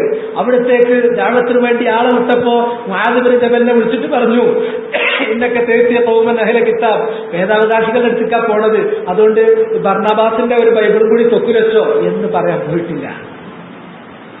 ഒന്നും പറഞ്ഞിട്ടില്ല. അതിന് നന്ന ചുരുങ്ങിയതാ ബൈബിളിന്റെ ഭാഷയിലും ഒന്ന് പഠിച്ചോ, അതും പഠിച്ചിട്ടില്ല. ദഅവത്തിന് ആവശ്യമില്ല. നബി ഭരണാധികാരിയായപ്പോ ചിലപ്പോൾ ആവശ്യം വന്നു. അവര് ജൂതന്മാരും ക്രിസ്ത്യാനികളും അവരുടെ ഇടയിലുണ്ടാകുന്ന അഭിപ്രായ വ്യത്യാസങ്ങളിൽ നബി ഭരണാധികാരി എന്നുള്ള അർത്ഥത്തിൽ തീർപ്പേൽപ്പിക്കാൻ വരും. തീർപ്പേൽപ്പിക്കാൻ വേണ്ടി വരുമ്പോൾ അവരവരുടെ വേദങ്ങൾ കൊണ്ടുവരും. കൊണ്ടുവന്നിട്ട് അങ്ങോട്ടും കോട്ടിമാട്ടും വിരൽ വെച്ച് വായിക്കും. അല്ലെങ്കിൽ ആ സമയത്ത് നബി പറഞ്ഞു ഒരു ഭരണാധികാരി എന്ന അർത്ഥത്തിൽ നബിക്ക് അത് ആവശ്യമായി വന്നപ്പോ സൽമാനുൽ ഫാരിസിനോടോ മറ്റോ പറഞ്ഞു, നീ ആ ഭാഷ ഒന്ന് പഠിക്കു വേഗത്തിൽ. അങ്ങനെ ചില സഹാബിമാരോട് പഠിക്കാൻ പറഞ്ഞു. അപ്പൊ ഇവർ തെറ്റേറ്റ വായിച്ചിട്ടുണ്ടെങ്കിൽ അത് തെറ്റാണ് എന്ന് പറഞ്ഞു കൊടുക്കാൻ വേണ്ടി. ഇതല്ലാതെ ദഅവത്ത് നടത്താൻ വേണ്ടി സൽമാനുൽ ഫാരിസിനോട് ഞാൻ കുറച്ച് പോയിട്ട് അരമായ ഭാഷ ഒന്ന് പഠിച്ച, എന്നിട്ട് വന്നിട്ട് കുറച്ച് ക്രിസ്ത്യാനികളെ നമുക്ക് ദഅവത്ത് നടത്താണ്ട് ഇല്ല. അല്ലെങ്കിൽ നെജ്റാനിൽ നിന്നുള്ള ക്രിസ്ത്യാനികൾ വന്നപ്പോ അരമായ ഭാഷ പഠിച്ചിട്ടുള്ള സൽമാനുൽ ഫാരിസിനെ പിടിച്ചിട്ട് മുന്നിലേക്ക് അനക്ക് കുറച്ചും കൂടി വേദറിയും, ഇയാണ് ദഅവത്ത് നടത്തേണ്ടത് എന്ന് റസൂലുള്ളാഹി പറഞ്ഞിട്ടുമില്ല. അത് ദഅവത്തിന് അതിന്റെ ആവശ്യമില്ല. ദഅവത്ത് എന്ന് പറഞ്ഞാൽ നമ്മൾ വിചാരിക്കുന്നത് പോലെ നമ്മുടെ സാമർത്ഥ്യത്തിന്റെ പേരിൽ വാക്സാമർത്ഥ്യത്തിൽ നമ്മൾ ഒപ്പിച്ചെടുക്കുന്ന ഒരു വിദ്യയല്ല. ദഅവത്ത് എന്ന് പറഞ്ഞാൽ അതിന്റെ ഏറ്റവും ലളിതമായ ഫോം, ഏറ്റവും ഇഫക്റ്റീവായ രീതി ജിബ്രീൽ അലൈഹിസ്സലാമിനെ വിട്ടുകൊണ്ട് മുഹമ്മദ് നബി സല്ലല്ലാഹു അലൈഹി വസല്ലമക്ക് അല്ലാഹു കാണിച്ചു കൊടുത്തു. അതാണ് ഹദീസു ജിബ്രീൽ ഫീ തഅലീമിദ്ദീൻ എന്ന പേരിൽ ഇമാം മുസ്ലിം റിവായത്ത് ചെയ്തിട്ടുള്ള ഹദീസ്. വളരെ ലളിതം. അതിൽ ജിബ്രീൽ ഇങ്ങനെ വന്നു, അറിയാത്ത ഒരാൾ, ഇസ്ലാമിനെ കുറിച്ച് അറിയാത്ത ഒരാൾ ഇസ്ലാം അറിയാൻ പോകുകയാണെങ്കിൽ അയാൾ അറിഞ്ഞിരിക്കേണ്ടത്, അയാളെ ഒരു മുസ്ലിം കേൾപ്പിച്ചിരിക്കേണ്ടത് ഇന്ന കാര്യങ്ങളാണ്. ഒന്ന്, എന്താണ് ഇസ്ലാം? അൻ തശ്ഹദ അല്ലാ ഇലാഹ ഇല്ലല്ലാഹു വ അന്ന മുഹമ്മദൻ റസൂലുള്ളാഹ് വതുഖീമ الصلاة وتؤتي الزكاة وتصوم رمضان وتحج البيت إن استطعت إليه سبيلا. അതാണ് ഇസ്ലാം. ദീനുൽ ഇസ്ലാമിന്റെ ആദ്യത്തെ പടി. ഈ 5 കാര്യം ചെയ്താൽ ആദ്യത്തെ പടി. വമൽ ഈമാൻ, അപ്പോൾ ഇസ്ലാമായി കുറച്ചും കൂടി മെച്ചപ്പെട്ട് മുഅ്മിൻ ഈമാൻ ഉറക്കണം. എന്തൊക്കെയാണ് ഈമാൻ? തുഅ്മിന ബില്ലാഹി വ മലായികതി വ കുതുബി വ റസൂലി വൽ യൗമിൽ ആഖിർ വൽ ഖദരി ഖൈരി വ ശർരി. ഈമാനുമായി.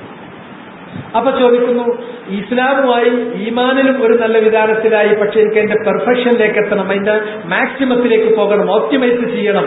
മൽ ഇഹ്സാൻ, അൽ ഇഹ്സാൻ അൻ തഅബുദല്ലാഹ കഅന്നക തറാ ഫഇൻ ലം തകുൻ തറാഹു ഫഇന്നഹു യറാക. ഇഹ്സാനുമായി. ഇനിയോ ഇതനുസരിച്ച് ഞാൻ ജീവിച്ചാൽ പരലോകം എന്നാ വരിക, ഇതിനുള്ള കൂലി എന്നാ കിട്ടുക? മത്തസ്സാഅ ബൽ മസ്ഊലു അൻഹാ ബിഅലമ മിന സ്സാഇൽ. പറയാനറിയില്ല. ചോദിച്ച നീയും ചോദിക്കപ്പെട്ട ഞാനും ആ കാര്യത്തിൽ ഒരേപോലെ. ലാ യുജല്ലിഹ ഇല്ലാ ലിവഖതിഹ, അതിന്റെ സമയത്തല്ലാതെ അല്ലാഹു വെളിപ്പെടുത്താൻ പോകുന്നില്ല. ഇത് സത്യാന്വേഷിയായ ഒരു മനുഷ്യനാണെങ്കിൽ, കറപ്റ്റഡ് അല്ലാത്ത ഒരു മനുഷ്യനാണെങ്കിൽ, ഹിദായത്ത് കിട്ടാൻ യോഗ്യനായ ഒരു മനുഷ്യനാണെങ്കിൽ കത്യണ്ട്, ബാക്കി അയാൾ നോക്കിക്കോളും. ബാക്കി അതിന്റെ വിശദീകരണങ്ങൾ അയാൾ നോക്കിക്കോളും. ഒരാളെ നമ്മൾ ദീനെത്തിച്ചു കൊടുക്കുക എന്നുള്ള പേരിൽ നമ്മൾ ചെയ്യേണ്ട നമ്മുടെ കടമ ഈ കാര്യങ്ങളുള്ളൂ. ഈ മജ്‌ലിസിലിരുന്ന് പറഞ്ഞ ഇത്രയും കാര്യമുള്ളൂ. ഇസ്ലാം, ഈമാൻ, ഇഹ്സാൻ, ഖിയാമത്ത് നാൾ എന്നാന്ന് നമുക്കറിയില്ല. അത് മനുഷ്യന്റെ ഫിത്രത്തിന്റെ താല്പര്യമാണ്. ആ ഫിത്രത്ത് കറപ്റ്റഡ് അല്ലെങ്കിൽ അതിൽ കയറിപ്പിടിക്കും. ഞാനിത് സ്വീകരിക്കുന്നു, എനിക്കിതിന്റെ ബാക്കി കേൾക്കണം, എനിക്കിതിന്റെ ബാക്കി ചെയ്യണം, എവിടെ നിന്ന് തുടങ്ങണം, എന്ത് ചെയ്തുകൊണ്ട് പുരോഗമിക്കണം, എങ്ങനെ പോകണം. അപ്പൊ നിങ്ങൾ ദീൻ പഠിപ്പിക്കേണ്ടി വരും. ദീൻ പഠിപ്പിക്കുമ്പോൾ ആ ദീനിന്റെ മസലകൾ അറിയുന്ന, കാര്യങ്ങൾ അറിയുന്ന ഉലമാക്കൾ മുഖേന കാര്യങ്ങൾ പഠിപ്പിച്ചു കൊടുത്തു. അയാൾ പഠിക്കുന്നു, വളരുന്നു, പഠിക്കുന്നു, വളരുന്നു. والذي أرسل رسوله بالهدى ودين الحق. هدى دين الحق. علم النافع عمل الصالح. അതുമായിട്ടാണ് ബാക്കിയുള്ളതൊക്കെ കോംപ്ലിക്കേഷനാണ്. പിന്നുള്ളത് നമ്മൾ വെറുതെ പറഞ്ഞുണ്ടാക്കുകയാണ്. ബൈബിളിൽ അങ്ങനെ പറഞ്ഞിട്ടുണ്ട്, ഗീതയിൽ ഇങ്ങനെ പറഞ്ഞിട്ടുണ്ട്, അവിടെ ഇങ്ങനെ പറഞ്ഞിട്ടുണ്ട്, അതിനെ ഇങ്ങനെ യുക്തിയുണ്ട്, അതിനങ്ങനെ ഉണ്ട് എന്നൊക്കെ പറഞ്ഞാൽ ഈ പറഞ്ഞതിനൊക്കെ അപ്പുറം ഉണ്ട്. ബൈബിളിൽ തിരിച്ചും പറഞ്ഞിട്ടുണ്ടല്ലോ, അതുകൊണ്ട് അവിടെ ചൂടെ എന്ന് ചോദിച്ചാൽ കഴിഞ്ഞു. ഗീതയിൽ ഇങ്ങനെ ഒരിടത്ത് ഏകദൈവത്വം പറയണ്ടെങ്കിൽ ബാക്കിയുള്ളിടത്ത് മുഴുവനും ബഹുദൈവത്വം പറഞ്ഞു, എന്തെങ്കിലും അതെടുക്കാത്ത എന്ന് വെച്ചാൽ തീർന്നു. അതുപോലെ തന്നെ ഒരു യുക്തി പറഞ്ഞാൽ ഒരു യുക്തിക്ക് 9 യുക്തി അപ്പുറത്ത് വേറെ അടുത്തിന് പറയാൻ പറ്റും. അതുകൊണ്ട് യുക്തിയൊന്നുമല്ല.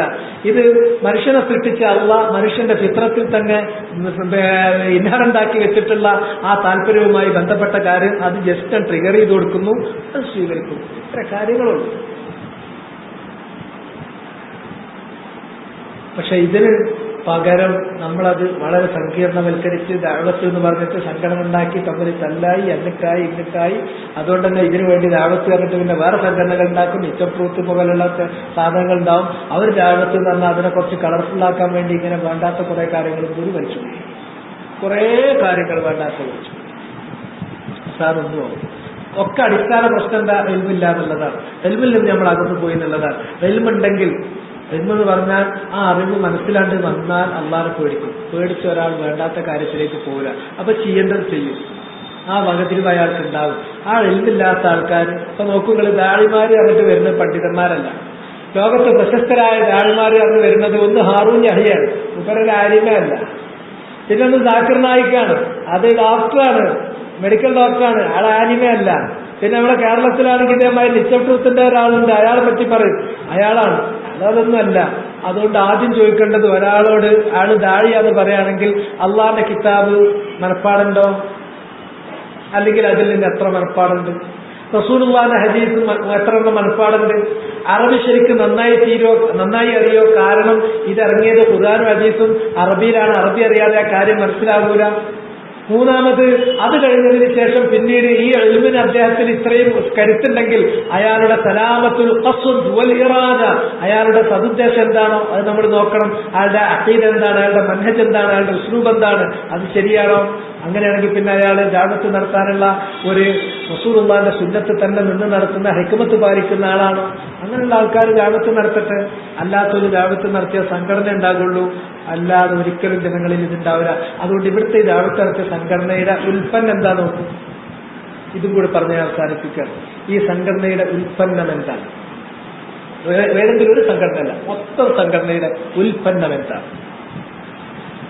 അള്ളാഹുവിനെ ഭയപ്പെട്ട് അള്ളാഹ്ക്ക് വേണ്ടി മാത്രം മറ്റൊന്നിനുമല്ല എന്ന് പറഞ്ഞ് കൈകെട്ടുന്ന, രാത്രിയിൽ കരഞ്ഞ് നമസ്കരിക്കുന്ന ആയിരങ്ങളെ 10,000-ങ്ങളെ ആണോ ഉണ്ടാക്കുന്നത്? അതല്ല സംഘടനയ്ക്ക് വേണ്ടി ചീറുന്ന, ആവേശം കാണിക്കുന്ന ആളുകളെയാണോ ഉണ്ടാക്കുന്നത്?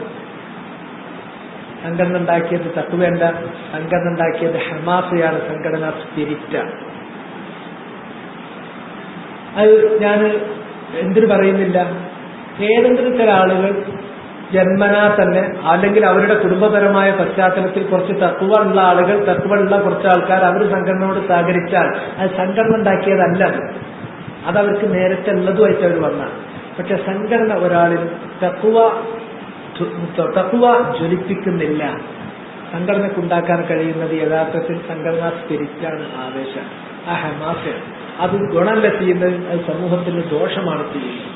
അതുകൊണ്ട് തന്നെ മുസ്ലിങ്ങൾ നമ്മൾ ഒന്നായിരിക്കണം എല്ലാവരും. അപ്പോൾ ഇവിടെ ശിർക്കിയാത്ത് ചെയ്യുന്നവരില്ലേ, ബിദ്അയ്യാത്ത് ചെയ്യുന്നവരില്ലേ, അങ്ങനത്തെ ഇല്ലേ, ഇങ്ങനത്തെ എല്ലാവരും. അതിന് അത്തരം ആളുകളോട് എങ്ങനെ പെരുമാറണം എന്ന് ദീനിൽ നിശ്ചയിച്ചിട്ടുണ്ട്. മുസ്ലിം എന്ന് പറയുന്നത് ഒരു കോമൺ പ്ലാറ്റ്ഫോമാണ്. ആ പ്ലാറ്റ്ഫോമിൽ നമ്മൾ ഒരാളെ മുസ്ലിമായി കാണാൻ മൻ സ്വല്ല സ്വലാത്തന വസ്തഖ്ബല ഖിബ്ലതന വഅകല ദബീഹതന ഫലഹു ദിമ്മത്തുല്ലാഹി വദിമ്മത്തു റസൂലിഹി ഫലാ തുക്ഫിറുല്ലാഹ ഫീ ദിമ്മത്തി. നമ്മൾ നിസ്കരിക്കുന്ന അതേ നിസ്കാരം അയാൾ നിസ്കരിക്കുന്നുണ്ട് 5 നേരം. നമ്മൾ തിരിഞ്ഞിക്കുന്നിടത്തേക്ക് ഖിബ്ലയിലേക്ക് അയാൾ തിരിഞ്ഞു നിൽക്കുന്നുണ്ട്. നമ്മൾ അടുത്തത് അയാൾ ഭക്ഷിക്കുന്നുണ്ട്. ഈ ലാഹിറായ ഒരു കാര്യത്തിൽ നിസ്കരിക്കുന്നു, ലാ ഇലാഹ ഇല്ലല്ലാഹ് ചൊല്ലി നിസ്കരിക്കുന്നു, സകാത്ത് കൊടുക്കുന്നു, അതുപോലെ തന്നെ അയാൾക്ക് നമ്മുടെ ഖിബ്ലയിലേക്ക് തിരിഞ്ഞ് നിസ്കരിക്കുന്നു. ഈ പറഞ്ഞ കാര്യങ്ങൾ ഈ ലാഹിറിലുള്ള ഒരാൾ, അയാളെ മുസ്ലിം എന്ന് അള്ളാഹ് വിളിച്ചിട്ടുള്ള പേരാണ്. ആ മുസ്ലിമിന് അള്ളാഹ് കൊടുത്തിട്ടുള്ള സിൽമ്, അള്ളാഹ് അയാളുമായി സന്ധിയിലാണ്. അത് നിങ്ങൾ ലംഘിച്ചു പോകരുത്. വലാ തുക്ഫിറുല്ലാഹ ഫീ ദിമ്മത്തി. പിന്നെ ആളെടുക്കുള്ള തെറ്റോ? തെറ്റ് അതിനെ വിഷയാധിഷ്ഠിതമായി നമ്മൾ കൈകാര്യം ചെയ്തേക്കണം. വലിയ തെറ്റാണെങ്കിൽ ആ തെറ്റിനോട് കടുത്ത എതിർപ്പ് നമ്മൾ രേഖപ്പെടുത്തണം. ചെറിയ തെറ്റുകളാണെങ്കിൽ അതിനനുസരിച്ചുള്ള ചെറിയ അമർഷങ്ങളും വെറുപ്പുകളും നമ്മൾ രേഖപ്പെടുത്തണം. തെറ്റുകൾ കുറഞ്ഞ ആളാണെങ്കിൽ അയാളോട് സ്നേഹം കൂടുതൽ കാണിക്കണം. തീർത്തും സുന്നത്തിലുള്ള ഒരാളാണെങ്കിൽ വലാഉൽ കുല്ലി, പൂർണ്ണമായ സ്നേഹവും സഹായവും പിന്തുണയും കൊടുക്കണം. വലാന് ഒന്നുകിൽ വല അല്ലെങ്കിൽ ബറാന്നല്ല, വലാൽ തന്നെ കാണിക്കുമ്പോൾ അതിൽ ജുസ്ഇയായ വല ഉണ്ട്, ബറാത്ത് കാണിക്കുകയാണെങ്കിലും ബറാഅത്ത് ജുസ്ഇയ്യത്തുണ്ട്. അത് വിഷയാധിഷ്ഠിതമായിട്ട് നമ്മൾ കാണിക്കുകയും ചെയ്യണം. ഇതാണ്. ഇപ്പൊ ഞാനൊരു കാര്യം ചോദിക്കട്ടെ, ഒരു സംഘടനയുടെ ഉള്ളിൽ തന്നെയുള്ള ആൾക്കാർ, പലതരത്തിലുള്ള ആൾക്കാരുണ്ട്. അവരാ സംഘടനക്കാരെങ്ങനെ കാണുന്നു? ഓൻ തീർത്തു നല്ലോ, ഓൻ കുറച്ച് ആവറേജ്, ഓൻ പോരാ, ഓനെ സൂക്ഷ്മതയിൽ വെക്കണം. അവരെ സംഘടനയിൽ നിർത്തിക്കൊണ്ട് നമ്മൾ ഉൾക്കൊള്ളുന്നത് എങ്ങനെ എന്നതുപോലെ ഇസ്ലാമിന്റെ കോമൺ പ്ലാറ്റ്ഫോമിൽ നിർത്തിക്കൊണ്ട് ഇവരെല്ലാവരെയും മുസ്ലിങ്ങളായി കണ്ട് എങ്കിലേ നമ്മുടെ മനസ്സിലുള്ള ഈ നസീഹത്ത് അവരുടെ മനസ്സിലേക്ക് പോവുകയും ചെയ്യുള്ളൂ. ദീൻ എന്ന് പറഞ്ഞാൽ അദ്ദീനു അന്നസീഹ. ഖാലു ലിമൻ യാ റസൂലല്ലാഹ് ഖാല ലില്ലാഹി വലിറസൂലിഹി വലികിതാബിഹി വലിഅഇമ്മത്തിൽ മുസ്ലിമീന വആമ്മത്തിഹിം. അതുകൊണ്ട് ഈ കാര്യം സ്നേഹത്തോടു കൂടിയാണ് അവർക്ക് കൊടുക്കേണ്ടത്. സ്നേഹമില്ലാതെ കടിച്ചു പറിച്ചിട്ട് ഇത് കൊടുത്തിട്ടൊരു കാര്യമില്ല. ആരൊരു പറഞ്ഞാലും പോണില്ല. വളരെ സ്നേഹത്തോടു കൂടി, കലവറയില്ലാത്ത ഗുണകാംക്ഷയോടുകൂടി അവർക്ക് ഈ കാര്യം പറഞ്ഞു കൊടുക്കട്ടെ. അവർ സ്വീകരിച്ചാൽ അവർക്കും നമുക്കും തന്നു, അവർ സ്വീകരിച്ചില്ലെങ്കിൽ അവർക്ക് പോയി, നമുക്ക് കിട്ടിയാലോ. അതുകൊണ്ട് തന്നെ ശരഈയായ ഇൽമു പഠിപ്പിച്ചു കൊടുക്കുന്ന ഒരാൾ അയാളുടെ മനസ്സിൽ ആദ്യം വേണ്ടത് ഈ തികഞ്ഞ ഗുണകാംക്ഷയാണ്. ഗുണകാംക്ഷയില്ലാത്ത കാളപ്പോരുകൾ ദഅവത്തിന്റെ വഴിയല്ല.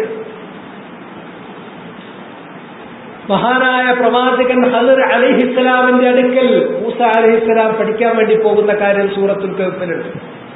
അപ്പൊ ഖദറിനെ കുറിച്ച് പരിചയപ്പെടുത്തുമ്പോൾ അല്ലാഹ് പറഞ്ഞത് ആതൈനാഹു റഹ്മതൻ മിൻ ഇൻദിനാ വഅല്ലംനാഹു മിൻ ലദുന്നാ ഇൽമാ ഖാല ലഹു മൂസ ഹൽ അത്തബിഉക അലാ അൻ തുഅല്ലിമനി മിമ്മാ ഉല്ലിംത റുഷ്ദാ.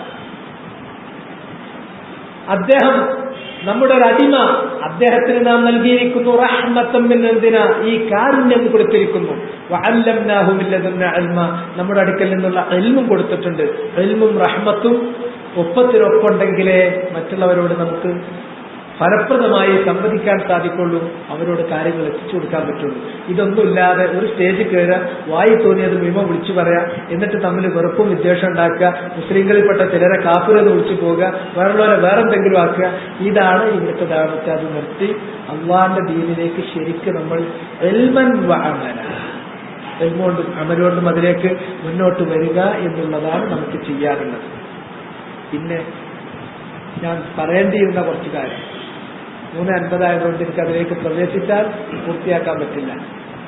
അഹ്ലുസുന്നത്തി വൽ ജമാഅ അഥവാ നരകത്തിൽ പോകാതെ നേരെ സ്വർഗത്തിലേക്ക് പ്രവേശനം അനുവദിക്കപ്പെടുന്ന ആ ഒറ്റ കക്ഷി, ഒരു വിഭാഗം, അവര് സ്വീകരിക്കുന്ന വിശ്വാസകാര്യത്തിന്റെ അടിസ്ഥാനങ്ങൾ എന്താണ്? ആ വിശ്വാസകാര്യങ്ങൾ അവർ സ്വീകരിക്കുന്ന രീതി, അതിന്റെ മനാഹിജുകൾ എന്താണ്? അതൊന്ന് ചുരുക്കി പറയണമെന്ന് എനിക്ക് ആഗ്രഹം ഉണ്ടായിരുന്നു. അത് ഇൻഷാ അല്ലാഹ് മറ്റൊരവസരത്തിൽ നമുക്ക് പറയാം. ഇപ്പൊ തൽക്കാലം ഇവിടെ വെച്ചുകൊണ്ട് ഞാൻ അവസാനിപ്പിക്കുന്നു. സുബ്ഹാനകല്ലാഹുമ്മ വബിഹംദിക അഷ്ഹദു അൻ ലാ ഇലാഹ ഇല്ലാ അൻത അസ്തഗ്ഫിറുക വഅതൂബു ഇലൈക്. اللهم صل على محمد وعلى آل محمد وبارك على محمد وعلى آل محمد كما صليت وباركت على آل إبراهيم إنك حميد مجيد.